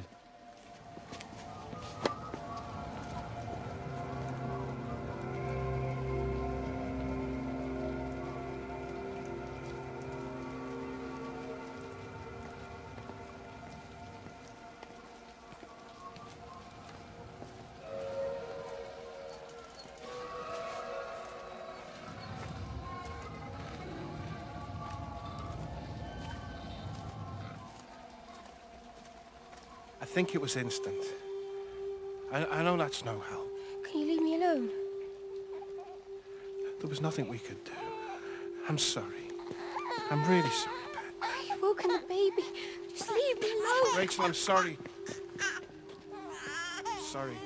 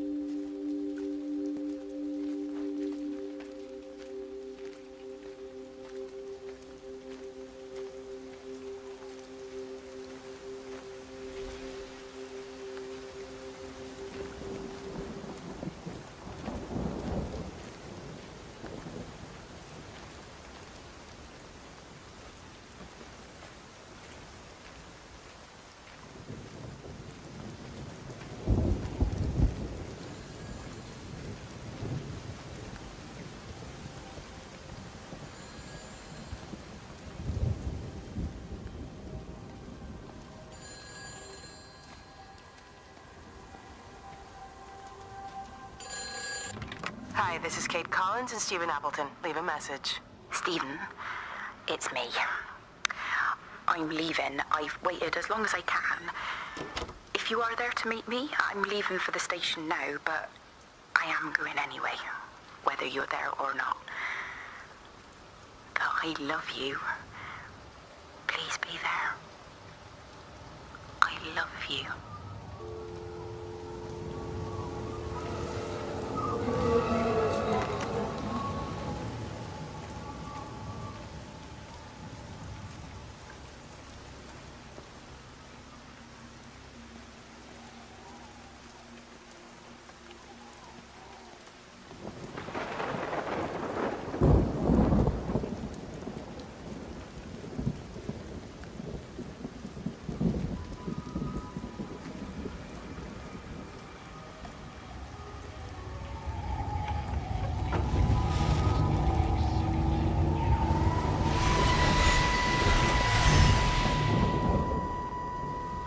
And you found it like this? Yeah. I got into the habit of checking in first thing in the morning just to make sure he's had his pills. Mr. Coles is not a well man, Elizabeth. It's entirely possible he upped and wandered off. If things progressed, the mind can be a fragile thing, you know? It's just not very like him, that's all I'm saying, Doctor. He never misses the mid-morning bingo.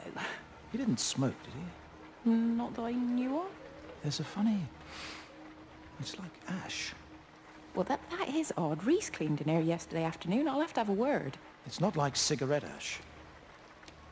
Strange. Dr. Wade, there's just been a phone call. We needed back at the village. Apparently Mrs. Boughton has disappeared.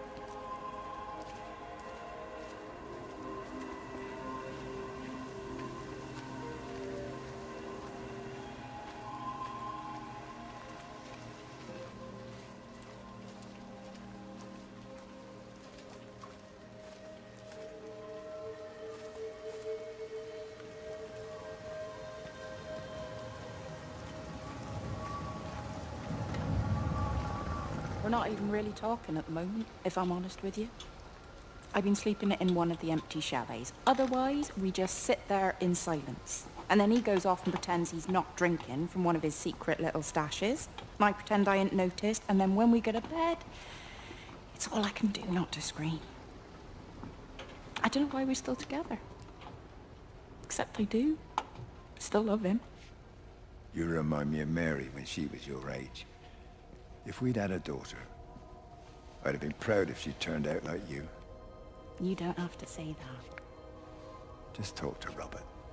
Tell him you know he's drinking again. You two can work it out together. I know you can. I wish I had your faith. I just don't want to be the person who stayed because they were afraid to move. I know you can't dwell on the past. I know that, but sometimes you do just think, don't you? What if the accident hadn't happened? I could have been anywhere right now, rather than stuck here rehearsing Peter bloody Pan and fixing tumble dryers for the umpteenth time. Oh, Frank, you are an angel. Don't be daft. You're still young, Lizzie. You got plenty of time to be whoever you want to be. Just don't keep using that leg of yours, or that husband, as an excuse.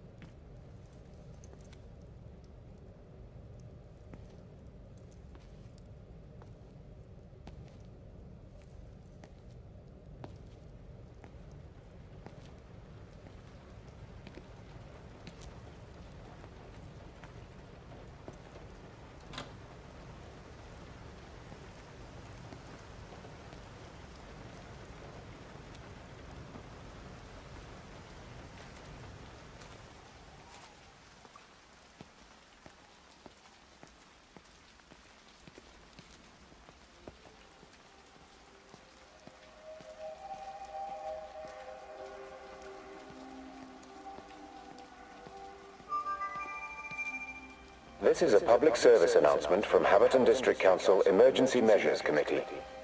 Road and rail closures are being implemented to help contain the outbreak of influenza. Please remain calm and indoors. Local community leaders, head teachers, scoutmasters, and members of the clergy will act as your representatives during this period. Be sure to report any symptoms of illness.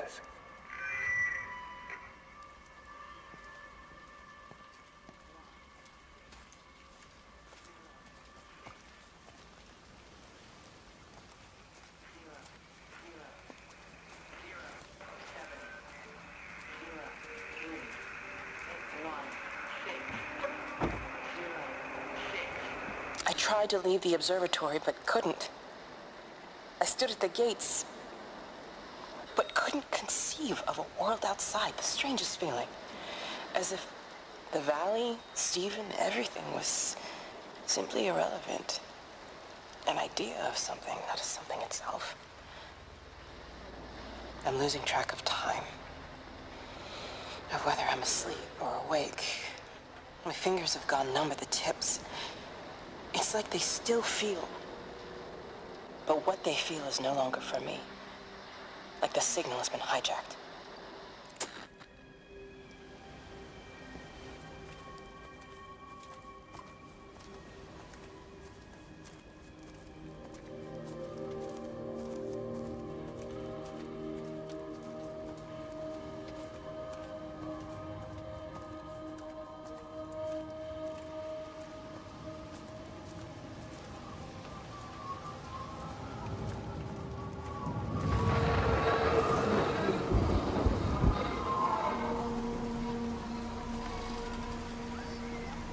It's quite something, isn't it? Yeah, it is. You ever seen anything like it? They must be well happy at the observatory place. They're probably all partying there right now. This is right, boss. It is. Right. That's me. Short leash. Kids up half a night, bloody teething. Missus will kill me if I'm gone too long. Good night, mate. Night.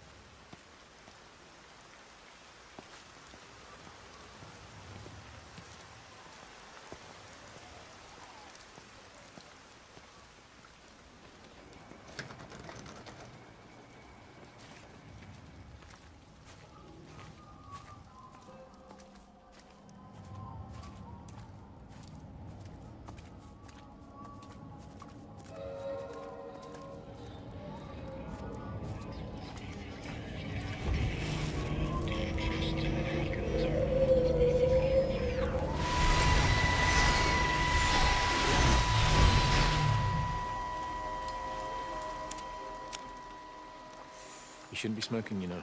Not in your condition. It's Stephen's fault. He got me started again. I'm not going to try and stop you, but the weather's looking pretty rough. There's a storm coming. That's what Stephen said. He said he'll meet me, but there's things he has to do first. He seems to think that all of this is connected to him. I don't know. I'm going anyway, whether he comes or not. I'm assuming Stephen has thought of a way through the quarantine. Well, he's clever. You gotta give him that. Do you trust him, though? Well, I love him. So I'd hope that was good enough. I hope so, too. Listen, if you can't get through, for whatever reason, I'm getting people together at the village hall, rounding up stragglers, that sort of thing. Yeah, I've got all the campers together here, doing a show. Peter Pan. The kids love it. It'll take their minds off things. Hey, did you see that?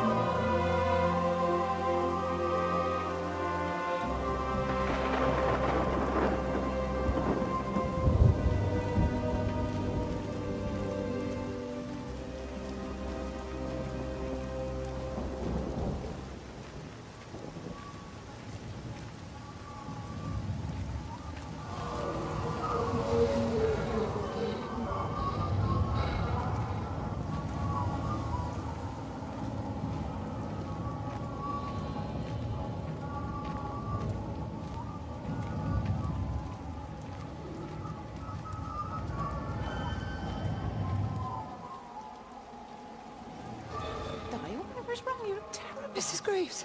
Sean, baby Dylan, is he all right? He's fine. Di, come on. It's okay. Let's get you a cup of tea. Mrs. Graves, I need to tell you. Leave it, Di. Do you try and get out of the valley? All the roads are shut now. I know. I was driving really fast, but the other car was on the wrong side of the road, and oh God, I think Di, for fuck's sake, leave it. It's all right.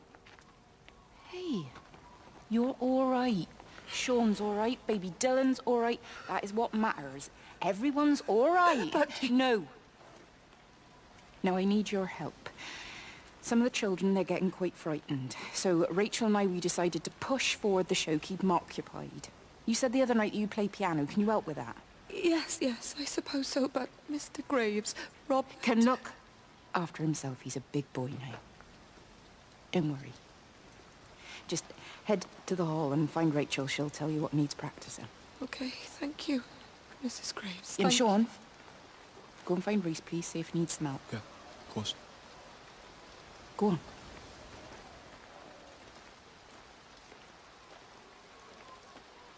Oh, Robert.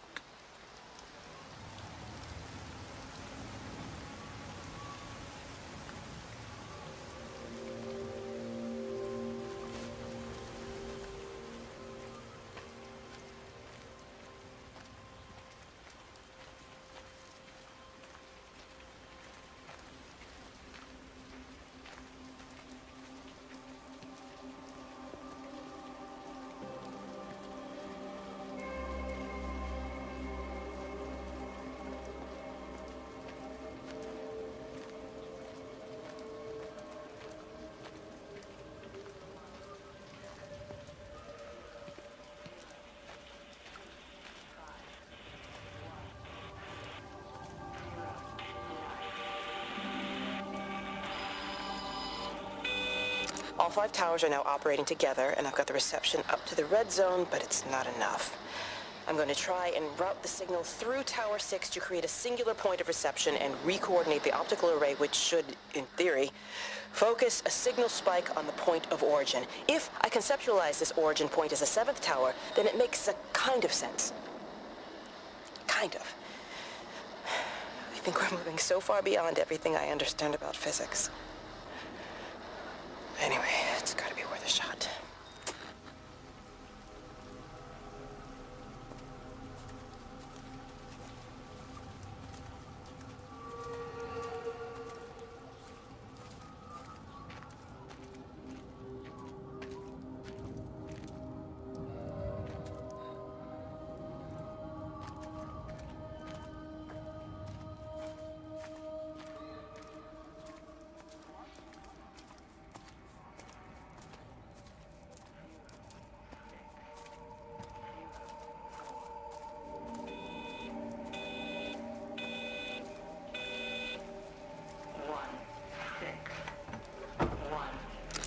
Oh God, Stephen. What's happening to me?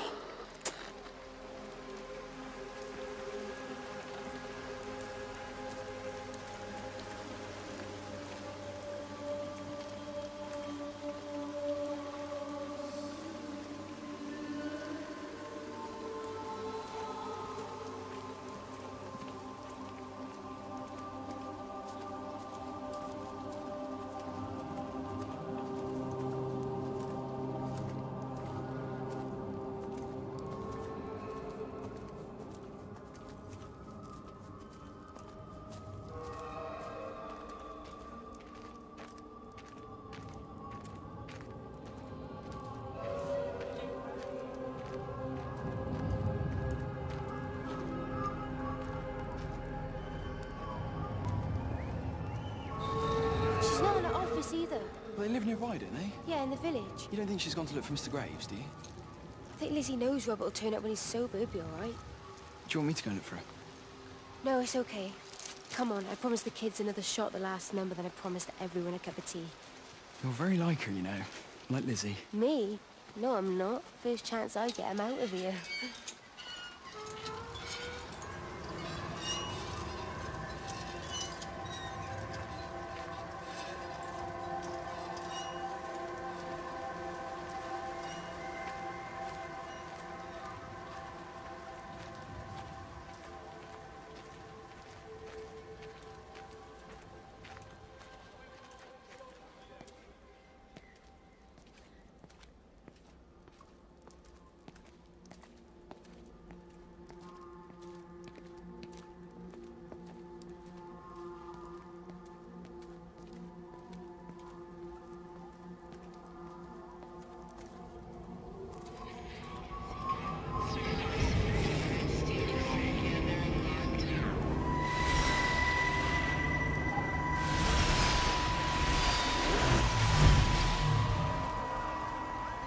Hello, Catherine. It's Kate. Elizabeth? Lizzie. I've heard a lot about you. It's good, you know, you and Emma. It's not difficult or anything. Should it be? I'm sorry? You said it wasn't difficult. I don't see why it would be difficult. You and Stephen were together a long time ago. He moved away. Certainly isn't difficult for me. I'm sorry. I didn't mean to offend you or... Well, I'm not offended. Listen, Elizabeth, Lizzie, please. Lizzie. Right. You seem like an okay type of person. And I'm not trying to be rude, I promise. But let's try and be realistic here, huh? Let's, try and do our best. It's a British thing, right? Yeah, yeah. I suppose it is. We'll do our best then.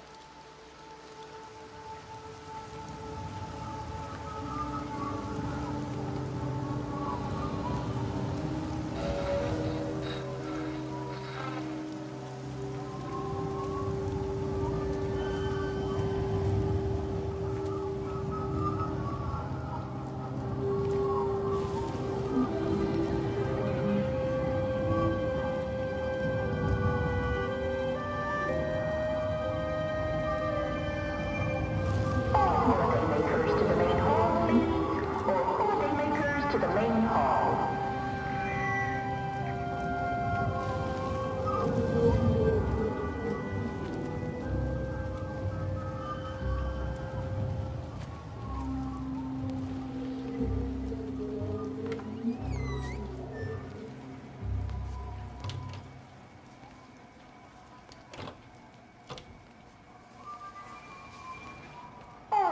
Makers to the main hall, please.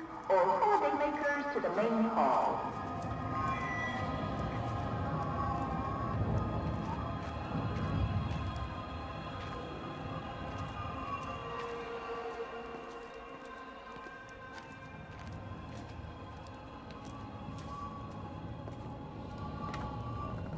I found another dead bird over at the swimming pool. That's the fourth one this morning. Did you fish it out? Yeah.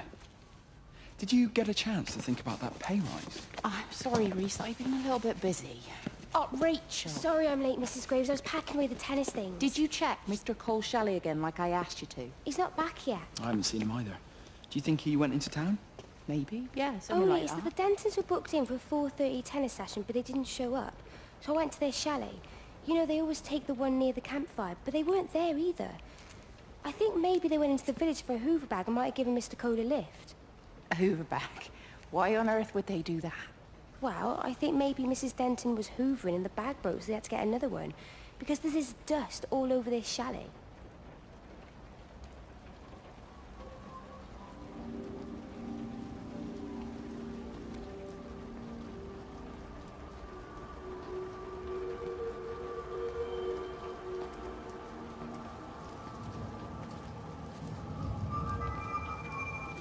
All holiday makers to the main hall, please. All holiday makers to the main hall.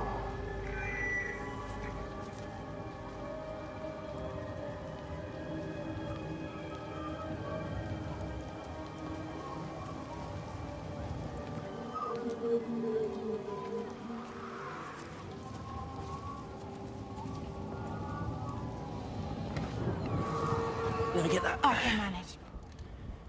Is your hip giving you grief today? Always gives me grief.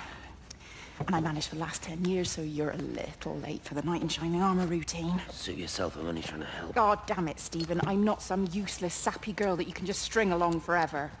Look around you. I made all of this. I built it on my own when everyone else had written me off as some poor little cripple. You know that's not how I see you. Well, you weren't there, were you? No. You'd given up on me long before the accident. What do you want from me, Lizzie? I love you. I'll do anything. Anything except tell Kate? I thought not.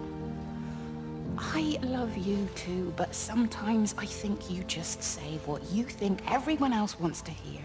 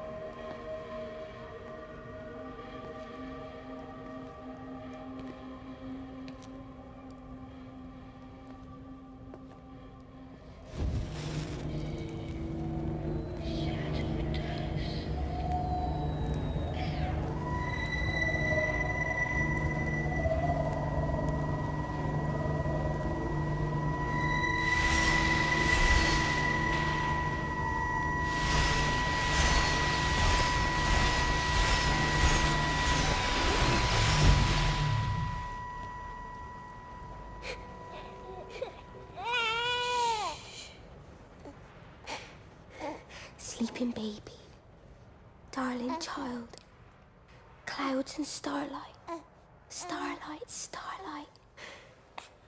When you wake, you will be mine. Starlight, sleep and love. Shh. Sleeping baby, shadow dust, clouds and starlight, numbered starlight.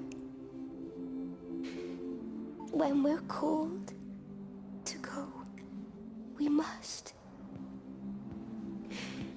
Into starlight, sleep and love.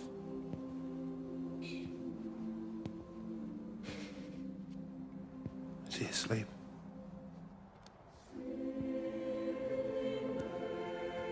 You all right, kid? I'll be alright. You should get some sleep, Charlie. You look exhausted.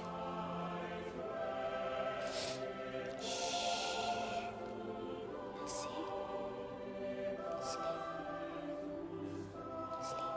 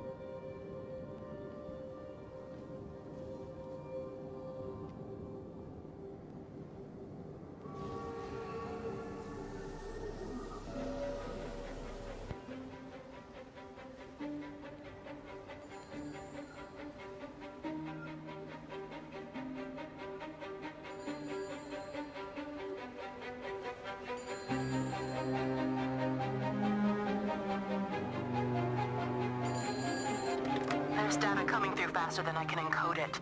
I've already lost 2 processors. They keep burning out. Please, I love you. You need to get out of there. It's not safe. I need you, Stephen. I need you here. I can open the gate manually. I can let you in. It's too dangerous. You don't understand what's happening out here. No, you don't understand. We can solve this. We can find a way. I just need more power. I need to amplify the signal, and I can't do it on my own. You saw the opportunity. You ran the numbers, remember? We're responsible for all this. You and me. It's not just you and me anymore, though, is it? Jesus, Kate, you're trying to talk to it, aren't you? Kate, you can't. Stephen, I have to.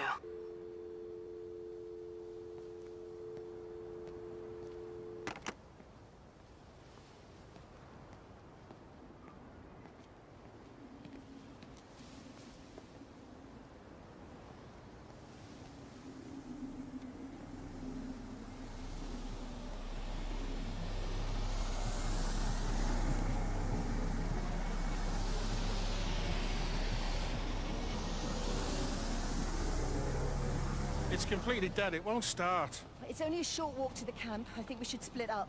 You go and fetch Rachel. I'll go back to the village and find Evie. I don't think we should split up. I don't want to either, Charlie, but we've got to.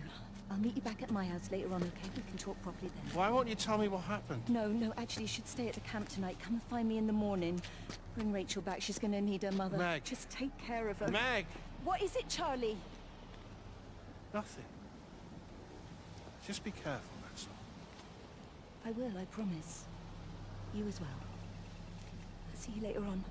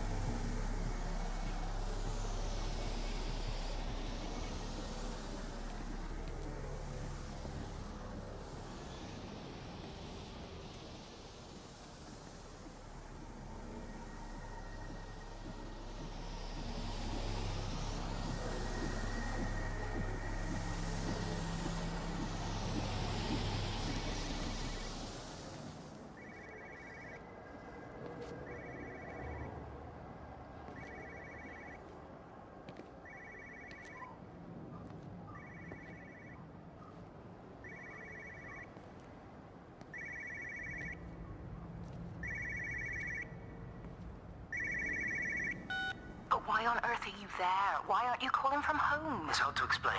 I'm having to move around to follow it. When it finds a suitable host, it begins to amplify... Sorry, I'm not making much sense. They're talking about flu and a quarantine on the radio, but this... I know you're not that kind of doctor, but it all just sounds really weird. We don't know exactly what it is yet, but it's got something to do with the other night. Stephen, your face, the mark, do you think you're infected? It's not a disease, Lizzie. It's something else. There's something Kate said about patterns. I can't grasp it clearly yet. Okay, come over. Have some lunch. We can talk properly. Have you spoken with Kate? She's locked herself in the observatory. She's buried in the data. But it's already out here in the world. I need to see how it adapts. How what adapts? Stephen, try to explain. Time's up. Lizzie, listen. Be ready. I need to go. It's moving again. I'll call you later.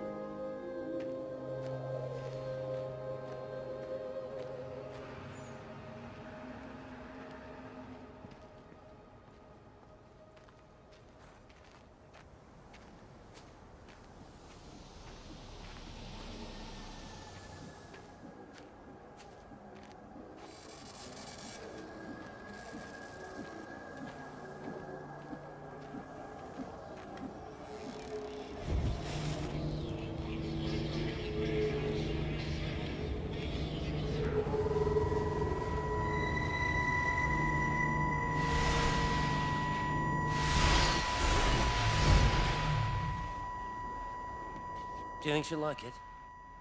It's in an awful state, Stephen. I don't It'll think be an she'll... adventure. It'll mean putting down roots here, maybe a family. Are you sure she wants children? What, to stay here? It's not her place, you know. Don't start that again, please. I mean, she's ambitious, love, and she's, well, older.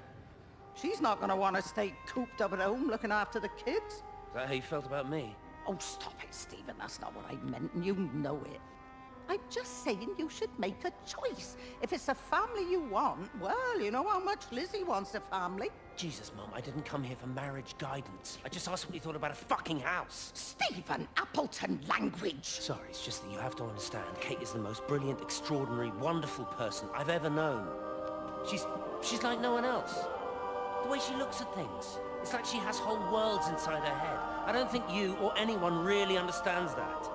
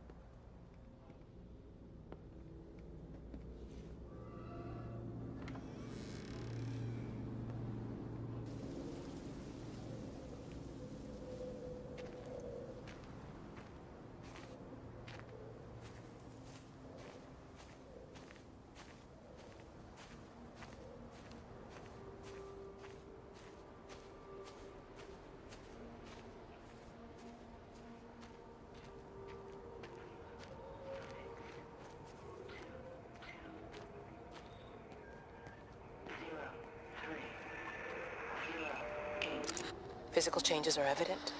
Although the butterfly burn is now faded, I can clearly see the change in my pores up close. As I record these words, I can feel myself hearing them as if for the first time, as if I'm both speaker and listener simultaneously. I am a scientist.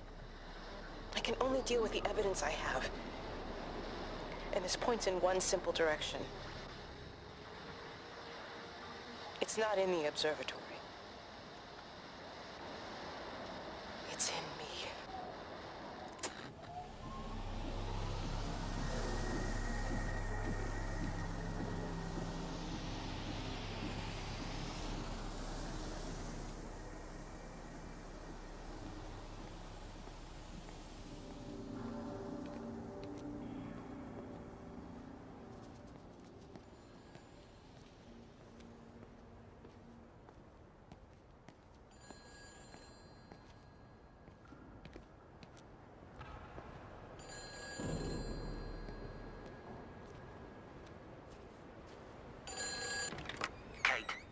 Kate, can you hear me?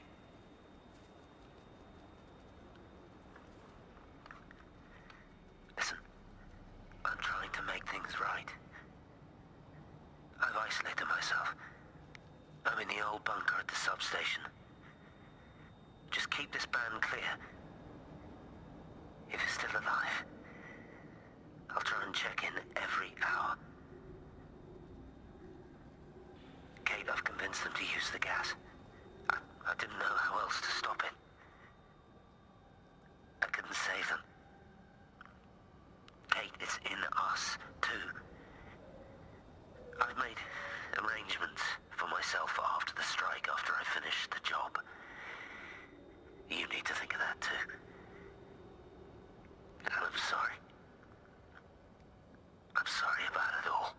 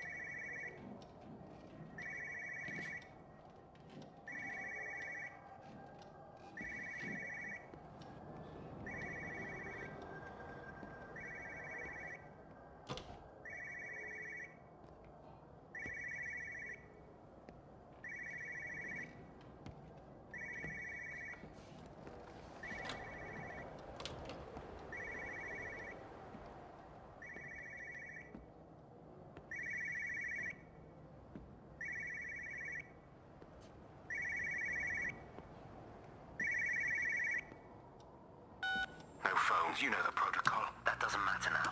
It's figured out how to circumvent the telecommunications blackout. What? I didn't think it could. Kate understood. She saw how adaptable it was. How smart. Jesus Christ, you're talking about it like it's alive. You have to assume that everyone here is infected. We can't know that. We're infected. It's killed all the birds, and now it's in us. It's trying to leave the valley any way it can. The quarantine is not enough. You've got to remove the carriers. You've got to cut off its energy source, its food. I've already told you, Stephen, I'm not going to water You an have airstrike. to. Now it knows we're onto it. It's going to keep on spreading as fast as it can. The quarantine and blackout will hold it in check. They've cut all of the phones out of the valley, so it's only you communicating out Aren't you listening? It's figured out ways around it. Radio waves, something. All of the lines are cut, but the phones are working anyway. You've done all the right things, but it's not enough. You've got to stop it before it adapts again. Stephen, my family, my wife and kids. You know perfectly well what you've got to do. I can't do it. Don't ask me to do it. You're asking me to sign their death warrant, my own family. Damn it, don't you think I'm aware of that? I'll still be here when you drop the fucking stuff. Don't you lecture me about sacrifice, you spineless little shit. If you're so full of ideas, you come here and try dealing with it. Tell them the time when we had a choice is over. Tell them to do it. You've got to do it now.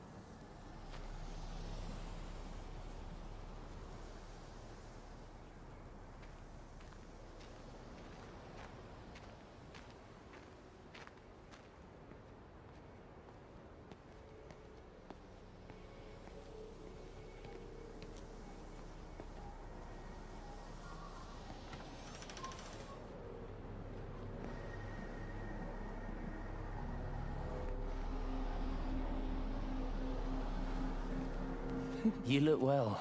I don't. But thank you. You too. How are you settling in? Nothing changes around here. I mean, it's great to be back. It still feels like home, I suppose. In a funny kind of way. It's been a long time, Stephen. Last time you saw me, I could still walk properly. You look pretty good to me. Stop it. For what it's worth, I'm sorry about how things worked out. Or didn't. Or didn't, right. Do you think you made a mistake leaving? My mum tells me it's never too late to change things. To put things right. Funny. It's just what she said to me the other day. I have been wondering what she meant by that. That's embarrassing. Sorry. Maybe I should go. Why? Stephen, we're both married. I don't think this is a good idea. What isn't? We're just two old friends having a drink, that's all.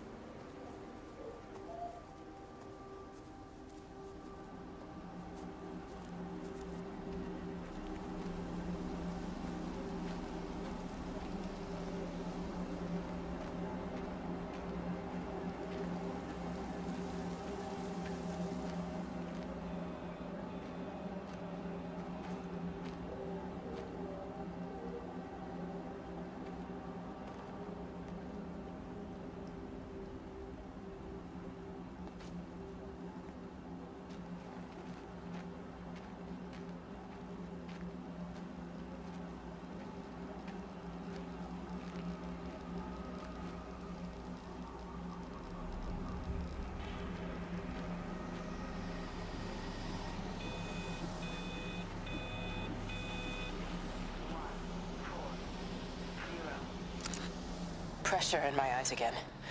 I can't move my legs, can't feel my face. When I collapsed, the light was waiting for me there. Caught me, lowered me here. Now it's pooling around my feet, watching me. The printers are spewing out page after page of zeros. It's frightened too. It'll be okay. It'll be fine. I'll look after you. It's alone. It's scared. Oh, it's traveled so far. It's okay. I can help you. We can be together now. 10 seconds to signal fusion. We can be together. 3 seconds. 2.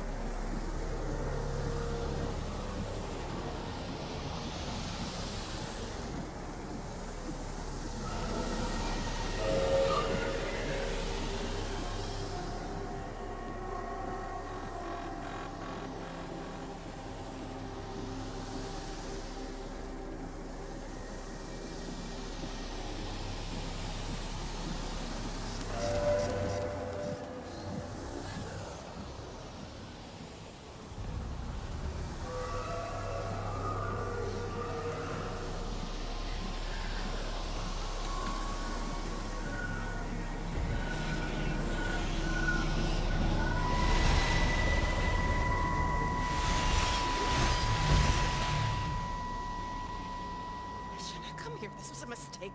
What do you want me to say? You knew what you were getting into. Really? Well, I'm sorry we don't measure up to your exacting standards, Dr. Collins. Maybe you just need to give us ordinary humans a break. What? Ordinary humans like Lizzie Graves? Did you really think that I wouldn't find out? Frank told me, or did you forget there's one person in this shithole who actually talks to me? Kate, it was just a drink. Don't bother, Stephen! Oh, for Christ's sake. Kate, slow down. You were engaged to her, Stephen. You nearly married her. Oh, come on, it was just a drink. Then why the hell did you lie to me about it? Because I knew you'd be mad and then it would end up in a row. You wanted to focus on the event tonight. Oh, so you were actually doing me a favor. Wow, I guess I just forgot to say thank you. Do not treat me like I'm an idiot. You're overreacting. I know you're stressed. Just don't. You keep away from me tonight. I'm not gonna let you ruin this for me. Kate. Kate, come on, this is crazy.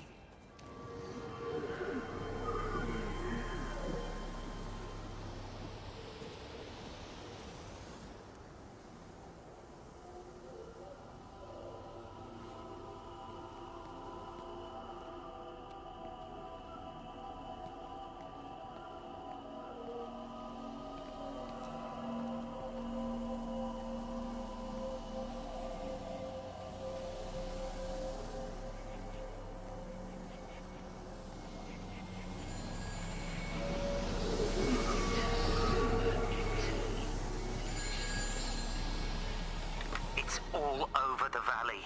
Don't you get that? This isn't some abstract thing. Whatever came down into the tower has got out. They've quarantined the whole valley. It's right here in the observatory. It's out in the world. It's adapting and spreading. Do you understand? No, we can't turn it away. It's come too far. Okay, people are disappearing. Shut it down now. No! If you won't help me, I'll do it on my own.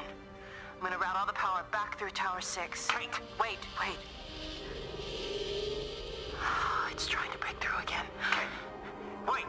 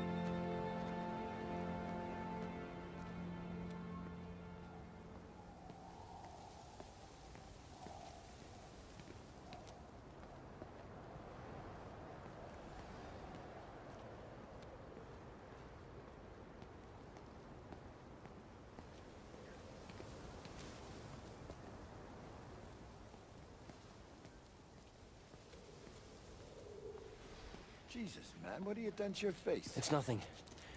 You collecting feed? Looks like the supplies haven't been coming in. Again? These phones are all strange. I can't pinpoint the logic of transmission. You what? What are you doing with that paint? Means the EMC are actually moving at the proper speed. Listen, Frank. Have you heard anything on the radio about a flu outbreak? Doesn't seem much like flu to me. They're shutting down access to the valley to try and isolate it. No, something about the phones. I can't put my finger on it quite yet. What are you talking about? Hey, I'm still talking to you. Where are you going?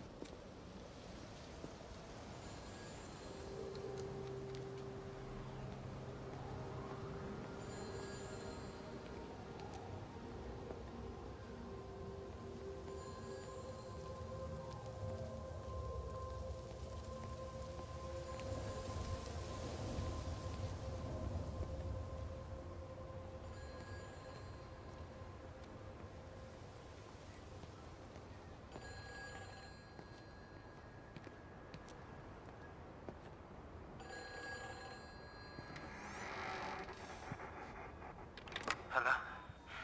Hello, is there anyone there? Can anyone hear me? Clive? Clive, it's Stephen Appleton. Are you there? Can you hear me? Over.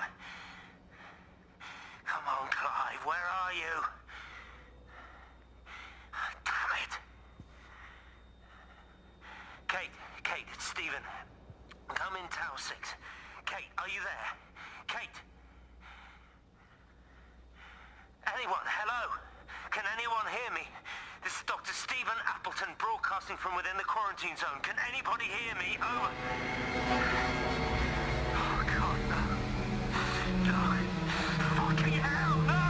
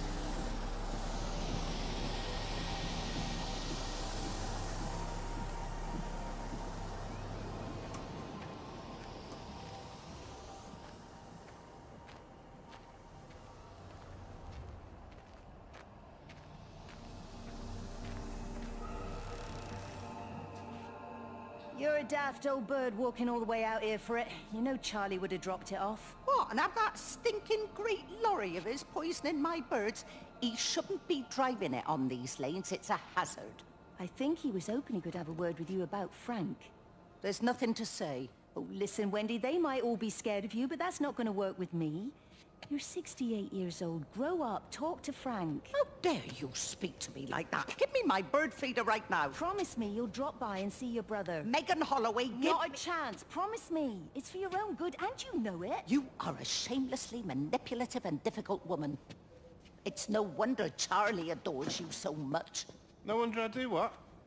No wonder you never finish what you start. I thought I told you to check the incoming stock orders. Wendy, one bird feeder for you. I'll tell Frank you'll stop by. Oh! Charlie, stop mooning around and stick the kettle on. Make yourself useful.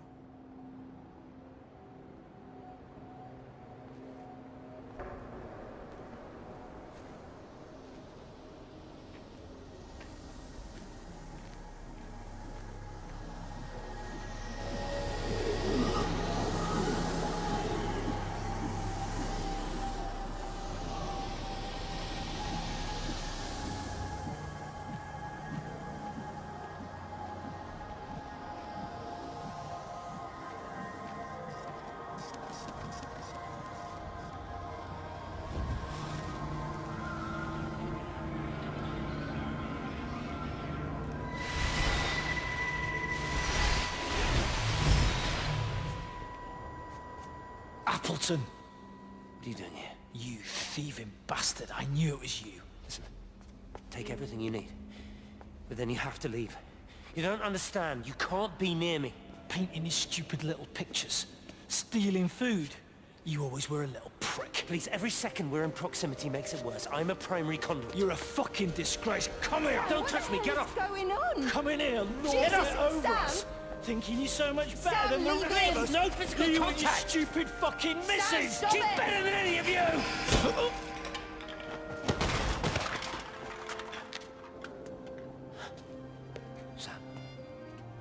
Sam? Lizzie, Meg, please. don't come near me. Meg! Charlie! Meg, wait! Don't touch me! Please, you have to understand, it was an accident! Get off her! Let go, let's just go. Charlie, you have to understand, it was an accident. Just leave him. Leave him. What have you done, Appleton, you bastard? Come on, Charlie, let's just Meg, get Charlie, out of here. please!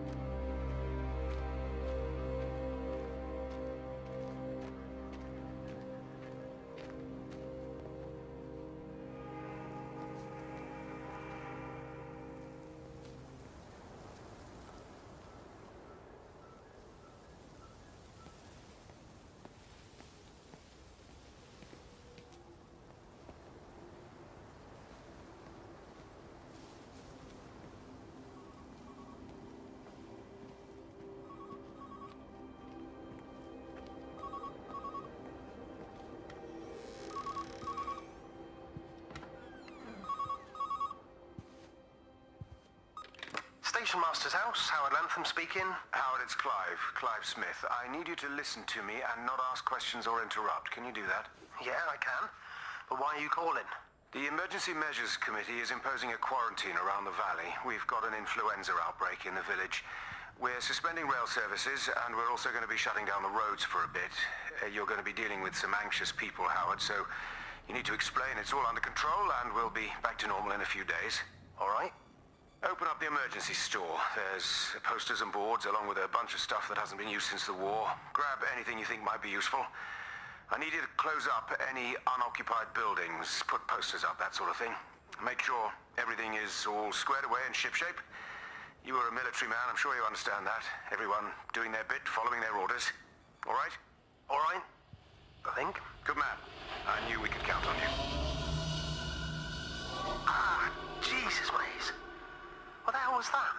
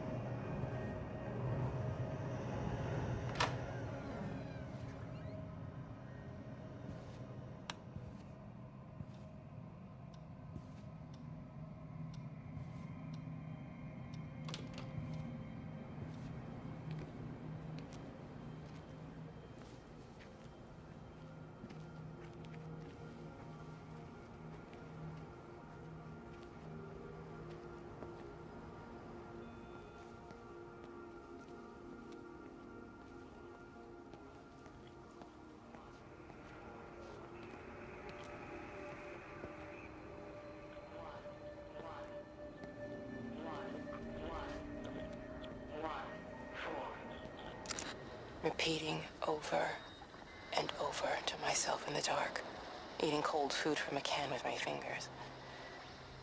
My name is Catherine Collins. I am Catherine Collins. As if I can force the world to acknowledge my existence. Time has ceased to exist in any real terms. I'm reduced to marking out the days on the walls. Like a cave woman.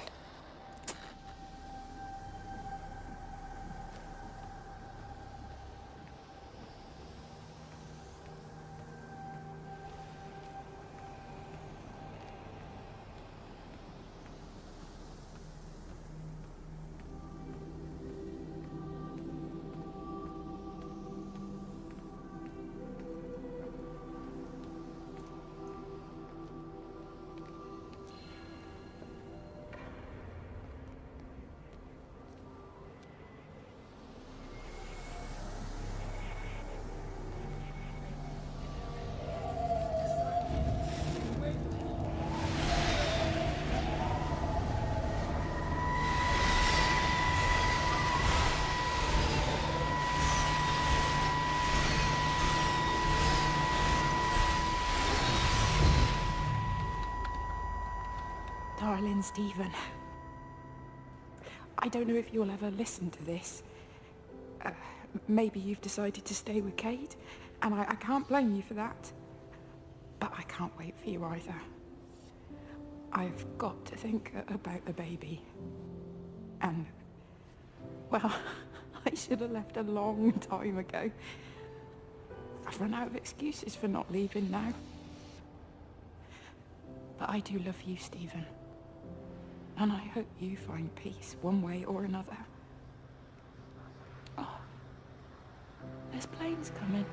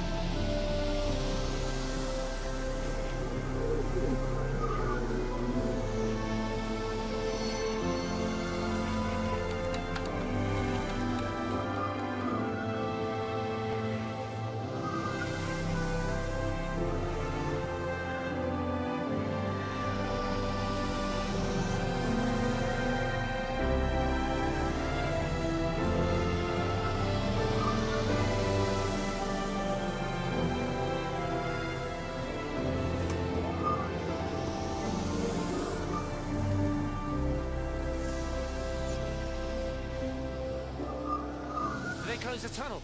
There's no trains. I've put up a sign. The tunnel, Howard, is it closed? I think so. I don't like it. It's not right at all. Stop whining. It doesn't help anyone. Did you know you're bleeding? Oh, it's this headache. It's just killing me. I haven't had a nosebleed like this since I was a kid. But you've not been to the village? No, I've been here the last couple of days, or at home.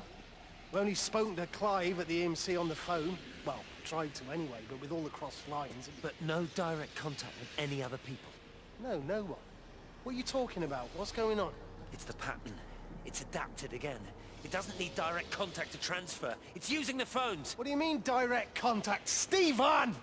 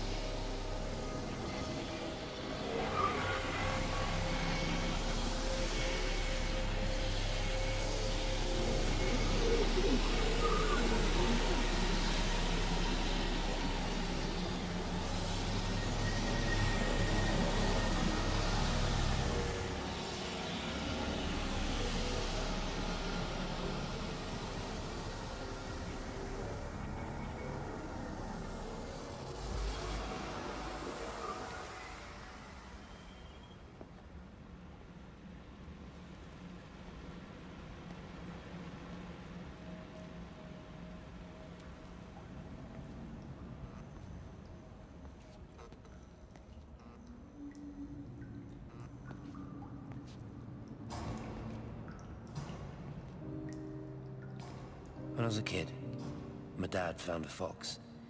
It had been hit by a car and couldn't walk anymore. My mum went spare, of course. Made him keep it in the shed.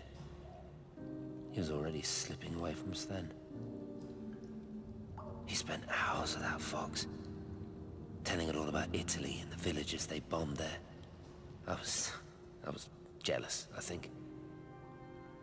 The fox got more of my dad than I did. But it was dying, that was clear. So one day, I snuck out, took it a sandwich for food. I was only 8. When it bit me, I remember the anger, the shock, the hurt. Running in, screaming from the garden. My mum panicking about rabies. My dad beat it to death with a spade. Later I found him crying. I'd done it, Ken's son. That's what he said. I'd done it, Ken, it was hurting you. That's just a poor, dumb, dying animal. It doesn't know it's hurting us. Christ help us, it's left the valley. It's everywhere now. It's been 3 hours since the planes went over. I haven't been able to reach anyone on the shortwave. I'm beginning to think I may have made a terrible miscalculation.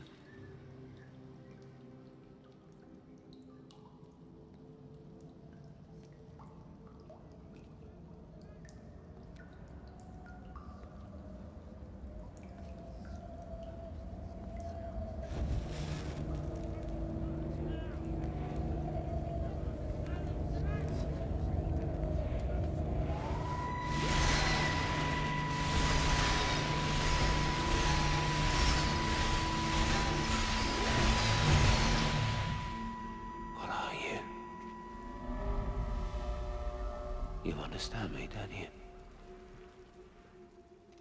Well, there's no one left. Just me. You know what this is? What I'm gonna do? You want light? Fine. I'll give you light. After me, there's no one. You'll be all alone again. Forever. Like before. You've taken everyone I've ever loved from me. You've made me do things I never even thought I was capable of. But if you think I'm coming with you... Kate? Wait. Stop.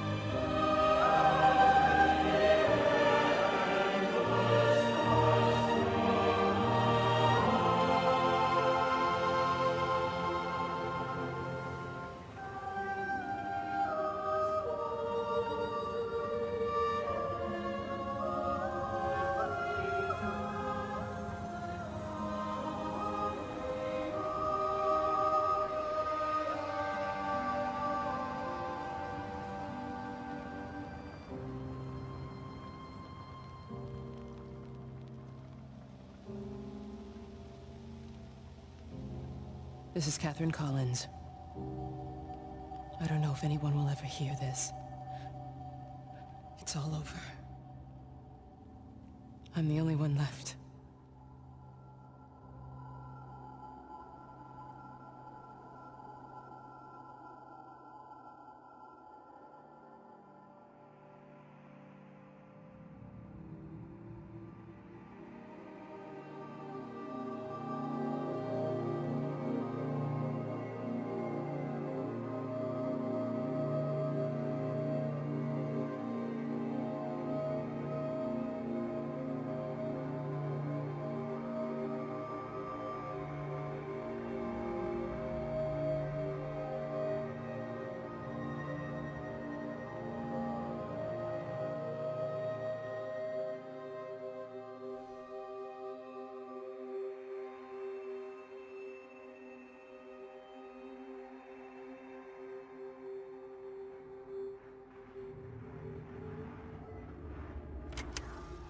I watched a butterfly dancing in a strip of sunlight.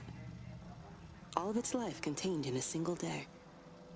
The blink of an eye between the ebb of the darkening tide. Lying there with the pattern curled around me, I saw the inevitability. The necessity of presence born from absence. The constant unfolding.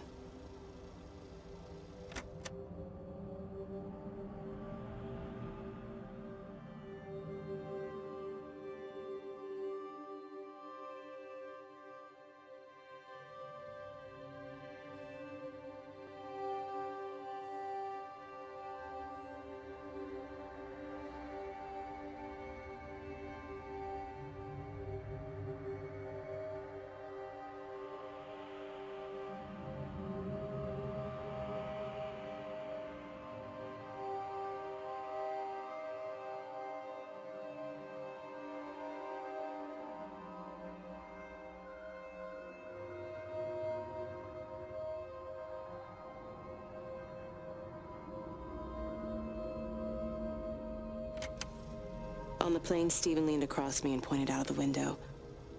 "Down there," he said. "That's home." But all I saw were patches of color. I don't think until this moment that I understood that one could contain the other so completely.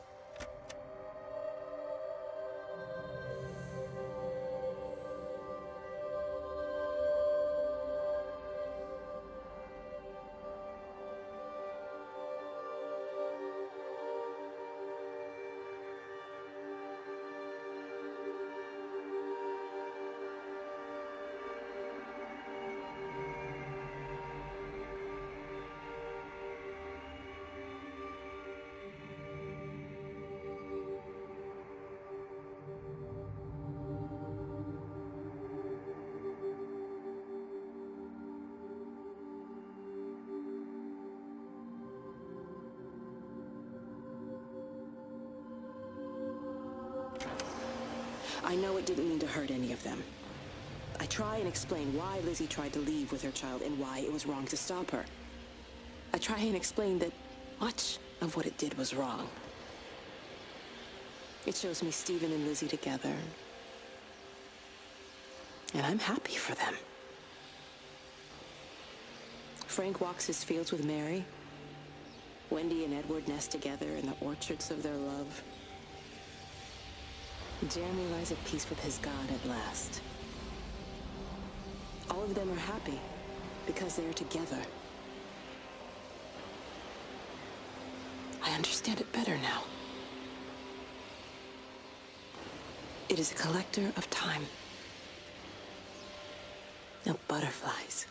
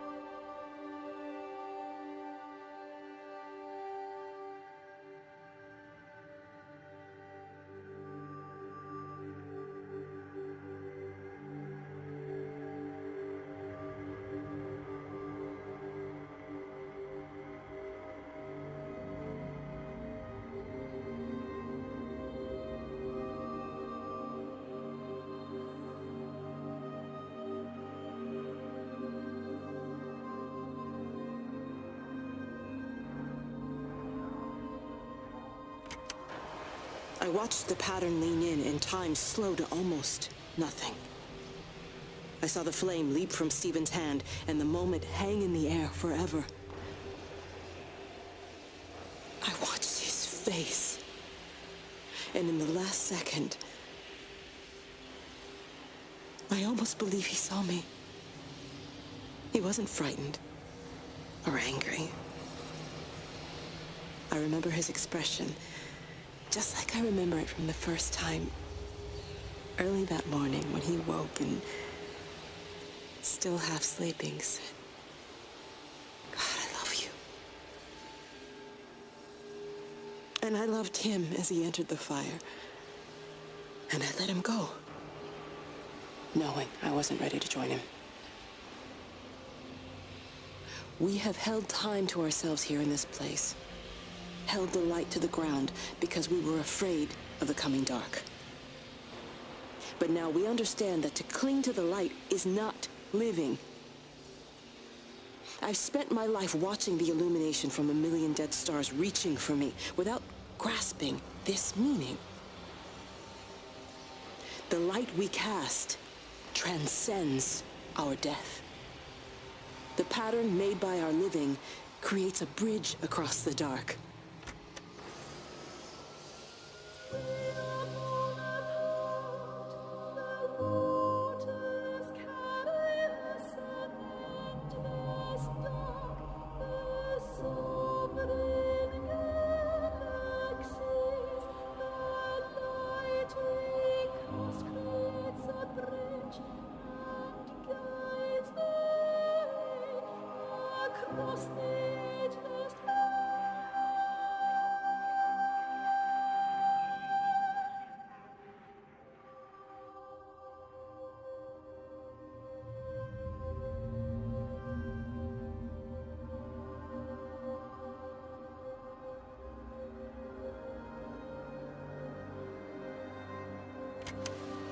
It reaches out from the shadow of the tower, across the observatory, over the valley, and consumes the world.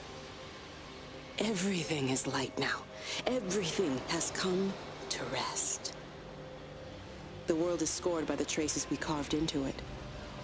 Our presence is everywhere, the bridge joining our stories. This world existed before we came to it, and it will continue without us. In the empty fields and houses, our traces radiate, and others will come to dance in the light we cast. We can slip away gently, unafraid, knowing that everything will continue.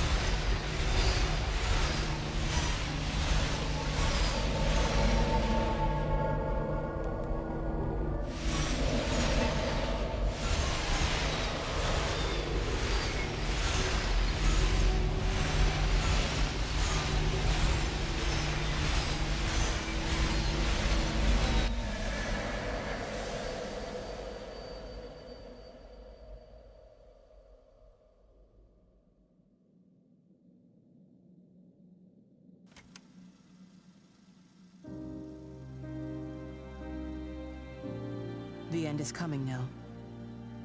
I'm not afraid. We have each other. We lived apart from them. We understand now our failure to touch, to belong. But it doesn't matter anymore. Everybody is gone, and we will join them. We are born apart, driftwood on the banks of an endless dark ocean, and we will be carried away by the swell soon enough. But in between, in the single day of living, that dancing in a strip of sunlight, we can find what we miss. The love that makes us whole. The imminence. Everybody found their other. This pattern is mine.